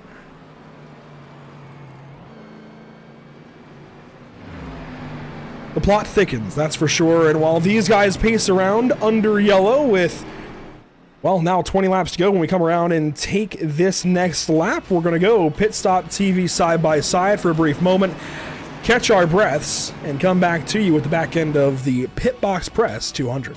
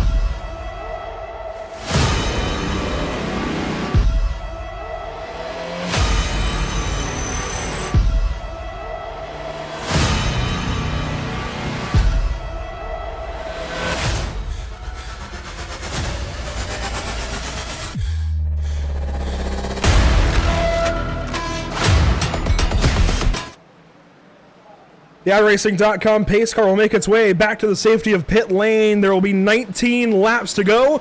Birdie holds that green silk high. Green flag back in the air in the Pit Box Press 200. A big restart for Nate Stewart. He's clear by car lengths to turn one. New tires, old tires, all over the place are tires down to turn one. Chris Wetz moving up, sliding ahead of the 20 car of D. Mantova. Here comes Nick Olson on new fuel. I don't think he's got tires. Corey Heim, the first car on 4 fresh General tires. Yeah, Nick Olson looks like he's going to lift early here as the 78 trying to look to the inside, but it won't work. Nick Olson with a huge run out of turn number 2, trying to look to the inside for third. One car way down low, Josh Chin looking to the inside. That's for 8th rather. Chin trying to look on through. He moves on to the 7th spot. Cody Dempster just ahead in 5th and 6th now, as Hagenstein is going to race that number 78 down the front stretch. Jonathan Palmieri now up in the front as well. Yeah, here comes Corey Heim on the inside of the number 3. Looks like he's going to get it done here in the 1. Trying to look to the inside with the 93. That is Joshua Chin. That was a pole sitter. Here's Dempster on the outside of Hagenstein. Big run for the 78 car as D. Mantova checks up on the bottom. Here comes Chin down low in that white and purple private label Chevrolet Monte Carlo down to turn 2. Yeah, as you can see, Dempster is on the top sides. He's trying to get the run. Looks like he will. I don't think he has enough to clear him, though, coming into 3. Side by side, turn 3 this time. Dempster still trying to get clear of the 27 of Hagenstein. Corey Heim watches, Joshua Chin watches, just waiting on an opportunity. The driver teased Chevrolet, nearly had the Tristan Hagenstein photography Camry clear. There's still side by side to turn 1 now. Lap 64 underway, contact out to turn 1. I think Corey Heim needs to go now if there's no yellow. As you can see, he's going to go to the top side of this 27. Might make it 3 wide off corner exit. He's going to slide a little bit. Looks like he's going to push his teammate. Palmieri had a big slide in turn 1. That opens the door now for Poteet, Vargas, and Trupiano to go by, and they still stack up side by side in turn 2. Now Heim, as you mentioned, to the outside of Hagenstein. That's good for 6th, and Tristan, realizing he's sliding back, checks up, gets in line in front of Cabry. It looks like we have a lap down car. Never mind. That is the battle for the top spot. Nate Stewart holding off from Chris Wirt. Chris Wetz, yeah. Big run suddenly out of the 71 car. I talked about him earlier. He has had such a great season compared to last season. Season 5 in the Next Gen car didn't go great for Chris. This time around, much better story for him in the 71. Has been super competitive despite having no logos on that Ford Fusion. Going after Nate Stewart here for the race lead. Neither one of them pitted on the most recent yellow. Last time they came in, though, 2 laps apart, they both took tires and fuel. Yeah, Corey Heim's going to get past his teammate of Coda Dempster as he's trying to look under the number 20 machine now, trying to get under Nick Olson also. So Dempster falls back out of the top 5. Shane DiMantova back to 4th. He's trying to hold on over the 11 car. It's 15 laps to go, this time by the out of turn number 3. 1 down low, that's Olson. He's racing for 3rd with DiMantova. Corey Heim trying to look to the inside, and he is going to get the corner entry. Move Corey Heim up to the 4th spot, maybe the 3rd spot right there as he's going way in right there. Beautiful move by Corey Heim as he's going to get the run off the exit, and he was looking to go for the 3rd spot. Heim blinking now out of turn 1, and DiMantova lifts. A big checkup for the 20 car down the backstretch. Here comes Dempster for turn 2, and the number 78 driver tees Chevrolet goes on by as Olson's going to have to give up a spot. And wow, Dempster I don't think was really clear of the 20. DiMantova lifted for her after contact. Corey Heim up to the 3rd spot now. Dempster right behind him as here comes Chase Cabry, and all of this mess move Chase Cabry up to the 7th spot.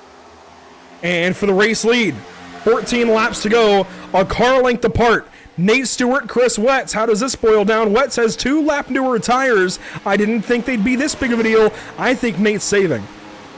Yeah, Corey Heim was 1/10 faster that lap in clean air. So Corey Heim now in clean air, closing that gap. 1/10 faster that lap as Nick Olson trying to go for a move of Corey Heim. This is not over. This is for 3rd spot. Nick Olson to the outside now.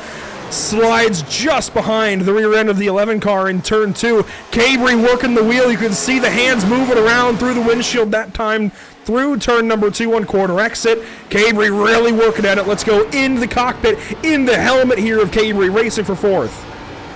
Chase Cabry looking down to the inside of Nick Olson as Corey Heim starting to pull away from this bunch. As you can see, he's going to look down to the inside, and he is there, heading in 1. Olson going to have to let him take the inside here for turn 1, and now putting the clutch in down to turn 1. Really trying to save some fuel. These guys all have their numbers to hit. They want to take as little fuel as possible under green flag circumstances as well, and this is maybe the single track that you can save the most fuel at on the NASCAR calendar that is larger than, say, a mile? Yeah, this is 2.5 miles, I do believe.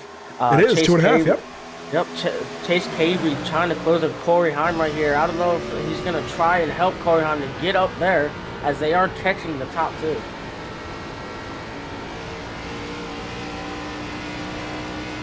Dempster nearly to the inside that time. Not able to make it stick. Ryan Vargas back here on his own in the 9th position. And everything just kind of funnels out from there. Aaron Smith is racing with Jonathan Palmieri, though. This is down to turn number 1. This is for position 15, right behind Justin Melillo. Dylan Poteet is here as well. The CC's Business Chevrolet Monte Carlo trying to take over 15th spot away from Jonathan Palmieri. He's nearly got it cleared and should have it this time in turn 2. Yeah, as Dylan Roberts up ahead is going to take that 12th spot. He's trying to move his way back up as we have some contact with a wall in the back, I do believe. Well, we keep on racing. We stay green, and Chris Wetz, you can see, has fallen well back of Nate Stewart. Corey Heim now closing in for that 2nd position. A whole lot changing in the midfield. And one car is slow. He's pitting. It's Aiden Savitsky. Wow, late stop late stops here. Maybe we have to pit one more time, but I don't think so. Chase Cabry and Corey Heim are both catching the second place spot as we have a battle on our hands for the second spot. Down the back stretch, here we go. Nick Olson, Cody Dempster. This is for 5th and 6th. Dempster on the inside. And he's going to take that spot away, at least temporarily. Side by side they stay. Yeah, Dempster's going to be on the bottom. Looks like we're going to be the preferred lane for turn 3 and 4. But Nick Olson will have the huge drive off exit. This is going to get a little bit sideways. Dempster's going to fall back in line.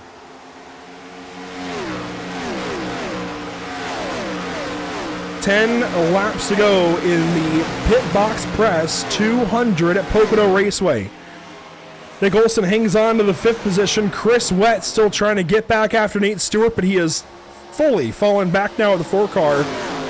Race after race in the UFL Elite Series, it feels like we're talking higher and higher praises of Nate Stewart in the 4.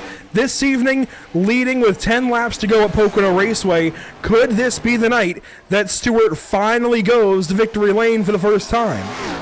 Yeah, I think so. I think he's one of the best spots right now. You know, Corey Heim still has to get by Chris Wetz, and I think that's going to slow him up a bunch.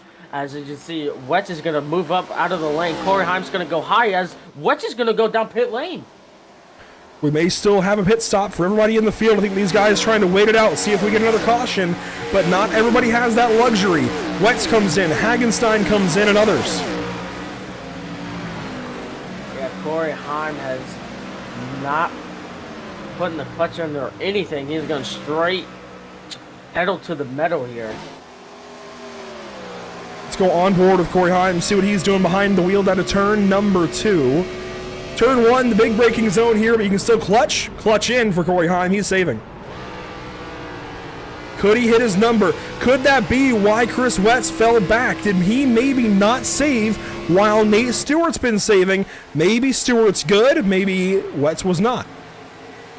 Yeah, maybe we're going to find out. This might be a fuel mileage race here. Coming to 8 laps to go. Sorry.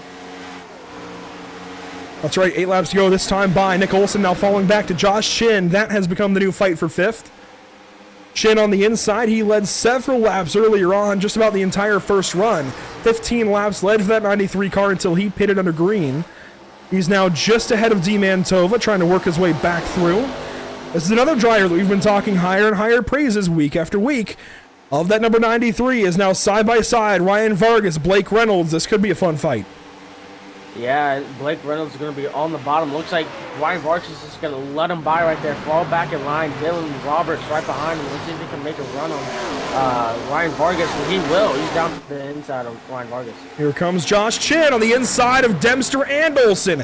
That's going to be good for 4th position if he takes it away. He gets ahead of Dempster. Still side by side of the 24 car. They keep racing here to turn 3. Olson going to take the spot back away, at least by a nose. Wow, what a move right there by Josh Chin, making it 3 wide in the turn number 3. As we go down into turn number 1, Joshua Chin looks like he's going to get door to door with him, but no drive off for Joshua Chin off of 1. That was 7 laps to go that last time by the flag stand. You see your race leaders there in the foreground. It's a much larger lead now for Nate Stewart. How much is he saving behind the wheel? Let's find out this time in turn 3. Pay attention to the RPMs down on the bottom right-hand corner and listen. No clutch in 3. He might not be good. Yeah, I think he has to go. We'll see. He may have to pit right here because he has just not been clutching in. I don't think he saved enough. Well, here comes Dempster, or here comes D Mantova rather on Dempster. Let's listen back in for Nate Stewart. Down to turn 1, no clutch. He may have already hit his fuel number. He may have saved so aggressive. Remember, he was putting the car down to 300 RPMs, I think it was, under caution. Not only putting the clutch in, not only putting it in 4th gear, but shutting the car completely off under yellow. 6 laps to go. I'd imagine he's gotten the fuel figured out. If he's not saving at this point, he must have it figured out, that or he knows everybody has to pit. as Cody Dempster has hit the wall and lost a ton of spots. Falling back now into the hands of Dylan Roberts in the 8 car. Subbing this evening for Alex Bates. That's for 7th. DeMantova falling back. Here comes Ryan Vargas. Let's not forget Aaron Smith just outside the top 10, pitting. Looks like that's the 86 maybe. No, Nate Stewart into the pit lane. Wow, this is really unfortunate. He might have to just take a little bit of fuel, gas, and go right here for Nate Stewart. I don't think he'll be alone. Yeah, I think Corey Heim and everyone else has to come down pit road. Same with Chase Cabry, same with the entire field. Let's watch our race leaders down the backstretch this time. Nick Olson in 2nd place now. Then Joshua Chin, then Chase Cabry. The top 10 all pitted on the same lap or within 1 lap of one another. Nobody has pitted sooner except for those that we've seen under this run. Chris Wetz, Aiden Savitsky, Nate Stewart, those guys that we know have pitted from green. Nobody pitted any sooner. A couple of cars have been out there for 20 laps. Shane DeMantova is one of them. I can't imagine this 20 is good to the end. And no, here he comes, like clockwork. Yeah, Corey Heim stayed out again right there, as I think the top 5 stayed out the entire time right there this lap. Clutch in for Corey Heim through turn 1. He's done it before in the UFL Elite Series. Nearly had the championship a couple of times last season in Season 5. Corey Heim trying to take a race win here at Pocono, while these two fight it out for the 2nd spot. Nick Olson, Josh Chin, they get it sorted out. Chin goes on through as Cabry and Reynolds fight for 4th. Yeah, Blake Reynolds is going to be on the bottom side right there. He's going to clear Chase Cabry. Dylan Roberts right behind him to follow.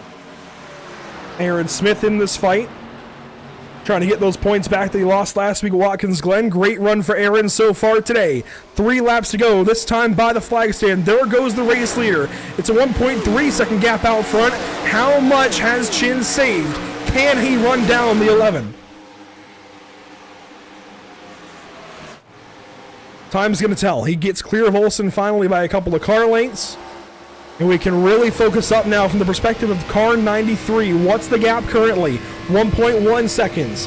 We know how aggressive Corey's been on the clutch, saving everything he can. Blinking there to turn 2. Chin not saving into the corner.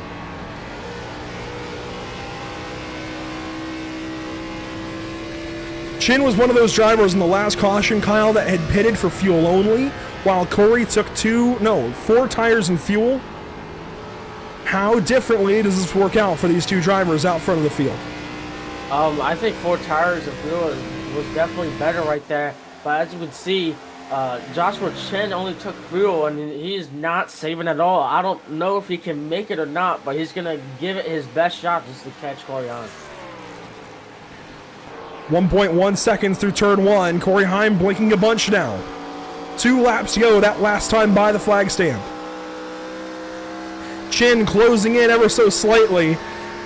Right now, though, it's far too little, far too late. It's just not enough as Aaron Smith cycles into 6th. Ryan Vargas 7th. Justin Malillo working out a top 10 this evening with his untitled friends running in the number 8 position. Chase Cabry falls back to 9th. Cody Dempster still in the top 10. Matt Kemp, though, looking to change that as Andrew Swartz and Gabe Herschel race down to turn number 3. Our race leaders this time out of turn number 3 have 1 lap to go in the Pit Box Press 200 for Corey Heim at Pocono. White flag is out, presented by Whiplash Simcams. 2 miles left to go now as they run through turn 1. Chin closing in, but it's not going to be enough. Yeah, I think Chin getting his best shot, only taking fuel right there just to see if anything would work. Still about a second out, but I think Heim has definitely got the upper advantage, and we're going to find out if we can make it. Could Corey Heim run out in turn 3? That's the question. 1 quarter to go between Corey Heim and his first win of season number 6 of the Untitled Friends League. The Pit Box Press 200 at Pocono Raceway will be decided here. Corey Heim going to victory lane in race number 4 on the season. Congratulations to the Hog Tamers and that EPI team. They go to victory lane. Cars all over the front stretch, a couple of them slow as they came to the line. Cabry back into the 8th spot. Justin Melillo had trouble. He loses his first top 10 on the season, I believe. Dempster ran out. He finishes way back there. It looks like outside of the top 20, 25th spot for the 78.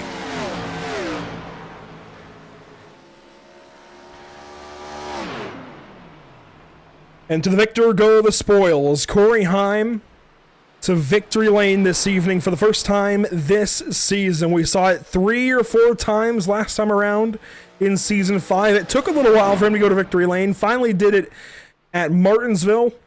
Was eliminated from the playoffs, I believe, for our championship race last season at Charlotte.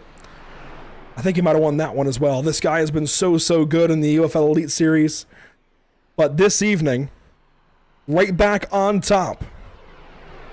Question is, Kyle, does he have enough fuel for a burnout? He was saving the entire time. I think he got something for us, so we're going to find out.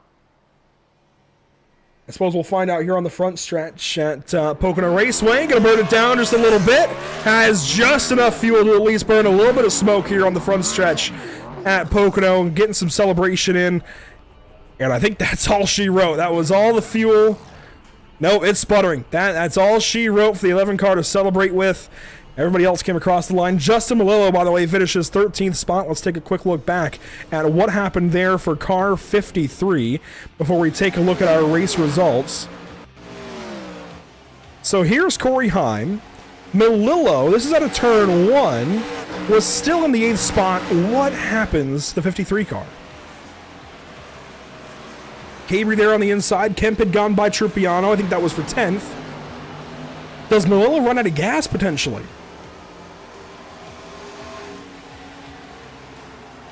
Yeah, maybe. As you can see, Dempster back there ran out of fuel way before turn number 3. He barely made it. Yes. The 53 was sputtering out of turn number 3, slowing down. Everybody was just trying to get home. Kemp up in the air. He was shaking the car around. Trupiano had to go by. Wow, what a finish for some of those guys. Everybody scattered on the front stretch. Kemp was out of fuel. Melillo was out of fuel. And somewhere back here, Cody Dempster came across the line with no power. 25th position. What a way for this one to shake out. We love fuel mileage racing. Wasn't sure if we'd get one. We got a fuel mileage race, though, this evening at Pocono Raceway for the Pit Box Press 200. Let's take a look at your unofficial race results. Corey Heim, victory lane by just 9/10 of a second over Joshua Chan. Blake Reynolds goes 3rd. Nick Olson, 4th place this evening. Dylan Roberts, big-time top 5 super sub status there, racing for Alex Bates in the number 8 car. Aaron Smith for CC's Business goes 6th. Ryan Vargas for Leargus Security goes 7th. Big day for him, getting back to where he needs to be. Chase Cabry 8th. Andrew Swartz recovers to 9th. And Andy Trupiano just hangs on to 10th. Yeah, to the 11th spot, it's going to be Gabe Hersher. In the 12th spot, it's going to be Matt Kemp right behind them. In the 13th spot, just ran out of fuel, come to the cross the line. It's going to be Justin Morello. Right behind him in the 14th spot, it's going to be Josh Parrish. And to finish out the top 15, it's going to be Sean Hogue. Yeah, sorry. And in the 16th spot, we got Dylan Porte. Right behind him. Behind him, we got Evan Allen. And then behind him, in the 18th spot, we got Austin Moore. And then in the 19th spot, we got Adam Coldo. And in the top 20, we got Doug D-Nice. Finishing 21st, Anthony Rotolo, car 41, filling in for Brian Mercurio. Manon Rahman goes 22nd. Jared Wakefield recovers to 23rd spot. Walker Skeeter, the Pit Box Press number 23 car, recovers to 24th position. Cody Dempster runs out of fuel, finishes 25th. Jonathan Taylor ends up way back in 26th position after his crash at a turn 3 with Leighton Sabile. Chris Wett's there 26th. Nate Stewart, heartbreak for the 4-car. Ends up 28th position this evening with Aiden Savitsky and Jonathan Palmieri. Rounding out your top 30, VAC 10 on screen, D. Mantova. Heartbreak all around. I mean, Pistana, a lot of damage. Hagenstein, Sabile, Pacioli. They at least finished the race, though. Morgan Baird, your first car out of the race this evening, along with Sean Butler, Cosminiano Show, Barrett Polhemus, and Matt Wishart. That said, we have got race winner Corey Heim with us this evening. A big time win for him. Back to UFL Elite Series victory lane for Corey. And this is a good way to get yourself locked into the playoffs. No longer have to worry. Of course, your plate is full, Corey. How big of a relief is this win?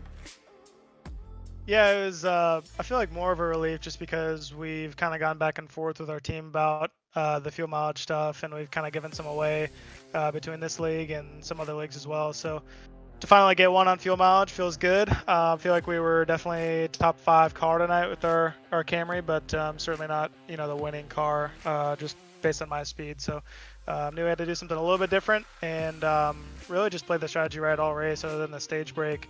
Definitely wanted the stage points, but since we got the win, it doesn't really matter looking back on it. So super thankful for everyone at Hog Tamers and Twitter Racing. So looking forward to the playoffs.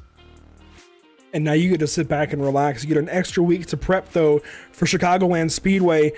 How much goes into these races for you guys over at Hog Tamers, and how much are you guys now pushing to get guys like Leighton Sabile their first win on the season and get them into the playoffs to bolster what you guys have going on as a team? Yeah, I think for us, with Ryan Vargas already having a win and everyone else kind of being on the verge of being top 20 in points is super important for them to get wins. So there's not really a lot we can do as teammates except for just try to help with the strategy side of it, which our team engineer Monin does really well. So he's the one who made the call to pit in that last caution and stay out the rest of the race.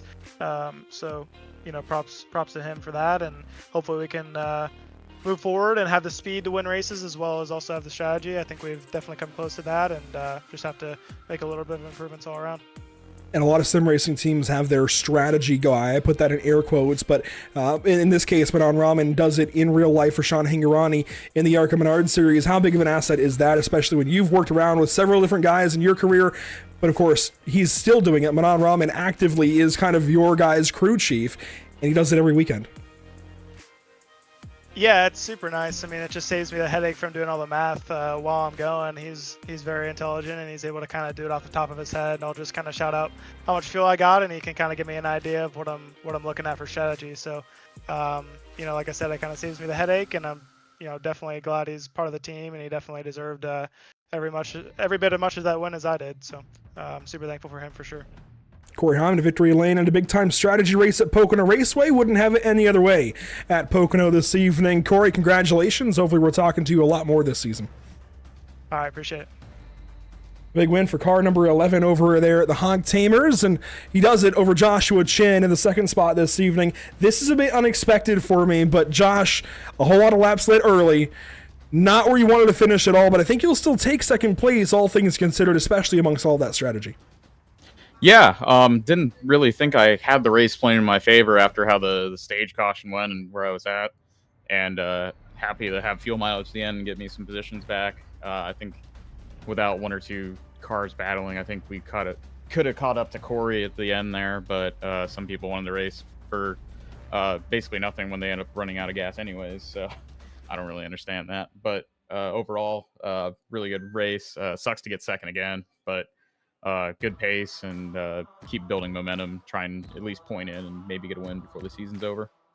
I feel like you're on the cusp of that win. You and Nate Stewart both have been so good out of the gate. In fact, you guys shared that front row this evening. But what is missing for Car 93 between your strategy and the rest of these guys? What's the missing link to put you in victory lane instead of Corey Heim next time? I think just putting pressure on Corey earlier. I figured when he ran away that I wasn't going to get him, and then I think he finally figured it out with about 10 to go that he could save it and get it to the end. He had a big enough margin, didn't really have anyone to race. And then Chase really had to fall off to save the same amount. So that ultimately helped him a lot. And then just being stuck in traffic was the biggest thing. Letting him go early didn't really help, but just probably 4 or 5 spots up the road. and I was able to save early, but it didn't matter because he already had all the time on track, and trying to chase him down was never going to get back there. And admittedly, there must be some kind of missing link for us as well. Are you guys on a fuel limit when you load up these cars for the UFL Elite Series? Yeah, I think it was 13.1 gallons or something like that this week, so it's way shorter than you normally run for Pocono. But also the tires are such a big thing here. Over a normal fuel run, it's like 2.5, 3 seconds, so you really want to short pit as often as you can. But obviously with the tire limit and the amount of fuel, it's a lot more difficult to do that in this. And especially having the stage caution not quite at halfway, it kind of breaks it up into uneven segments of when you want to have tires. And so, Kyle Terzak, I think that explains a lot of what we were trying to figure out this evening. I guess this next question, final question for you then, Josh, what was your tentative fuel window each run? Because, we actually had missed whatever memo there was about a fuel limit this evening, so we're expecting, of course, 2.5 mile track, a lot like Daytona in that case as far as length. Obviously, you guys can save off throttle time. We figured you were good at least for stage 1. That clearly wasn't the case. What was the window for you guys? What were you shooting for? A normal push, no save, was probably about 19 laps. You didn't want to go that far on tires, and then saving, you could do 21. It was tight, and 22 was possible, but I don't think anyone ended up running that long. And how much more important now are these tires as well? I'm glad you mentioned tires. You don't want to go 19 laps on a set of tires. That's crazy to me in a NASCAR Cup car, but this is throwing it back several years of innovation and several years of Goodyear innovation, I guess, specifically, even though they're branded as General tires. A lot of tire wear in this car specifically, especially with 850 horsepower. Yeah, you'll see it a lot, especially once we go to 1.5 miles. You'll see a lot of that fall off.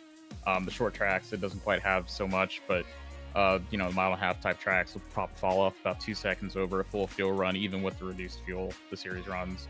So tires are important, and especially having a tire limit with where the cautions come out. Obviously, if you had unlimited tires, you just take tires every caution, but having that tire limit, it really makes you think about, I might get a caution 15, 20 laps from now. Do I have enough tires to make it to that point? Do I feel like I can stay out and hold some track position? It really varies, especially as we get to those 1.5 mile tracks where the fall off is pronounced and you have options to pass people, and it's not just a bottom fest kind of the way this is. There was some outside passing, but it's not as much as we'll see at like Chicagoland or Michigan, Charlotte, Homestead, tracks like that. Well, Josh, congratulations. Another really strong run for you. You're, at this point, I think, cemented as one of the top favorites in this series. Certainly next in line for a race win. Congrats on second place tonight. Hopefully we're talking to you in a couple of weeks, one spot higher. Yep, thank you, guys. Josh Chin, second place this evening over Blake Reynolds, who ends up going third. Nick Olson in that fight as well. Reynolds winning out. Car 66 goes third place. And Blake, how much of a relief is that after a few laps led? Sure, but a lot of strategy going a lot of different directions. I'm sure it's nice to just get home third place ahead of a lot of different cars. Yeah, it is a relief. I feel like I've kind of gotten not the finishes I've deserved so far this season, so to finally, I felt like I kept getting screwed on strategy the whole race and kind of all season. So it's finally good to get on top of the strategy, I feel, and just, be, I guess, benefit from it. Absolutely benefiting from it this evening. What was your overall goal? Where did you want to put yourself for tires and fuel before those cautions came out? And how much of a pain in your side were those cautions late in the race? Yeah, they were kind of infuriating, I guess, is too strong a word. I can't think of an in-between word there, but yeah, every time people would pit, and obviously the track is long enough, you got a road course pit strategy, because you don't get laps. So I just kept getting screwed. I'd be the last one out there. The caution came out. It happened twice, so I had to drive through the field twice. And luckily that last time I topped off with most of the field. There was only a couple stragglers that ended up staying out that last time, but I got held up quite a bit. I restarted right with Chase and Corey, and it kind of hurt seeing Corey run away after I was getting held up around, I guess it was like 15th or something. So yeah, especially at the end, I saved so much fuel trying to have a hard push at the end instead of having to save hard at the end. A lot of guys were going hard, going hard early, and saving more at the end, and I just kind of paced myself the opposite way. It ended up working. There's now 4 races off the board to get an immediate ticket to the playoffs. 2 of them going to the same guy, and one of those was in that race that you dueled with one of those guys. Brian Mercurio winning 2 races back-to-back the last 2 weeks. Corey now tonight. Vargas back at Daytona. How do you put yourself in victory lane these next few races, going to places like Chicagoland, Bristol, so on and so forth, Brazil and Michigan, the other 2 in that mess? How do you get a win in these next 4 races to go straight on to the playoffs and not have to worry? Well, I feel like I've been running good. My pace is there. I gotta be on top of the strategy, I guess. It seems like everyone in this league is so good with strategy, even the people who aren't really up to pace. It's pretty cool to see that, honestly. You don't really see that in a league like this. But yeah, I guess I got to win, or I don't know how many John is letting into the playoffs, but it should be 12 based on last season. Okay, well, the schedule's not that big, so winners won't fill that up. I think I was 3rd in points heading into this race, so maybe we'll just get on points. A couple second, 3rd place finishes. Top 10s will probably do just fine. There you go. Blake Reynolds not concerned at all. He goes 3rd place this evening. 9 laps led to his credit. Blake, congrats once more. Hopefully we're talking to you in a couple of weeks in Chicagoland. All right, thank you. Blake Reynolds, 3rd place this evening. A solid run for him. A lot of great runs throughout the top 10. Corey Heim, Joshua Chin, Blake Reynolds, of course, write their own stories. Nick Olson there in 4th. Dylan Roberts, 5th. Even Aaron Smith, 6th. Ryan Vargas, 7th. I mean, you go back through the results here, Kyle. Fantastic runs for all those guys in the top 10. A lot of great storylines this evening as the checkered flag flew. Oh, yeah, definitely. We had a really good race here tonight at Pocono. Strategy was big time in tonight, and I think that was the main thing tonight, was strategy and making sure you made it on fuel and make sure you save enough to get to the end or even the stage, really. So, that was just the main thing you had to do. Let's go back to that schedule that we've been talking so much about and the next few races that these guys have to focus on. 4 races in August, 4 races in September, almost 4 in October, 3 in October, 1 in November. They're on November 1st to wrap things up at Miami. But regardless, Chicagoland, Bristol, Interlagos, Michigan, 4 very different racetracks. The only 2 that are even similar are Chicagoland and Michigan, but even those 2 are very, very different and will race absolutely, completely differently. But those are at least the 2 intermediates in the next little run to the playoffs. In between them, though, Bristol, the short track, Interlagos, Brazil, the road course. That's going to throw everybody for a loop. I've taken a couple of laps there in this car. It's fun, but it's going to be tough. Oh, yeah, definitely. Even like we said at the beginning, Interlagos, that's going to be very hard. We got Michigan, Chicago, similar tracks like you said. Bristol's going to be a curveball in there. All the short track guys are going to be really, really good there.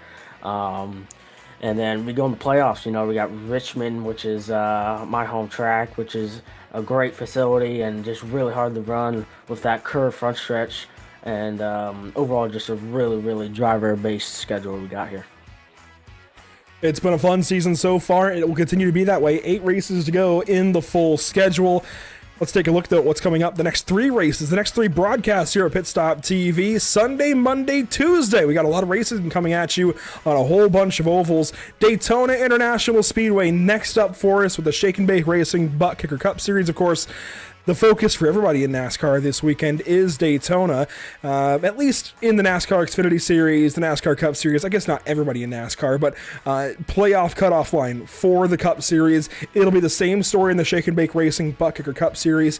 Tune in Sunday this weekend, August 27th at 9 Eastern, when they solidify their playoff field. And then again Monday, as we have the final round of racing for Elite Performance Industries Short Track Mondays with the late model stock cars going to Five Flags Speedway. And I'm curious, Kyle, because we talked to you so much with the Legend cars in our previous stage of racing with the EPI Short Track Mondays. While you are racing for a competitor to EPI, how are you guys doing over there in the Legend cars? Who's going to win that championship, or at least who is slated to win that championship? And Legend Cars, we've been really doing really good over here. Last Monday night, I got the win at the SOF night for at Lanier, and overall, just on the SOF night, we've been really good. Daniel's been making really good setups, and even on the late model side, Landon has built us really good late models sets. It's just we don't have that many people running the stocks on the higher splits, and that showed last week. At Hickory, Landon, he hasn't ran in quite a bit, and he still finished second. So yeah, we are really good right now, and I think we keep getting better every week. Well, I will say, along with your congratulations for winning in the Legend Cars on Monday, a big congrats goes back out to Elite Performance Industries driver Josh Cottle, a big-time SOF win over your guy, Landon Rapp, who also had a great race in the second spot. A lot of great storylines coming into that race. Monday evening, Five Flag Speedway with late model stock cars to wrap up that series championship. Then Tuesday evening, we have the All-Star race with the D-Line Racing League. Hopefully we'll see you in it, Kyle.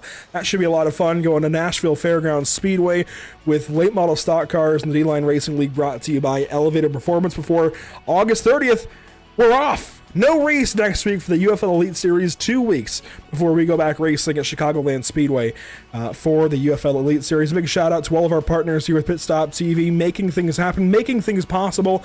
Of course, behind it all this evening, Pitbox Press, for the Pitbox Press 200, but also here at the channel, Whiplash Media, SimCams, ATVO, and CC's Business, and making it happen for us, I guess technically behind the scenes, if you will, in audio, ATVO, Whiplash Media, SimCams, OBS, and iRacing.com. Once again, thanks everybody for tuning in. Kyle Turzak, thank you for joining me on the broadcast this evening. It certainly was a pleasure. Hopefully we have you do it again sometime.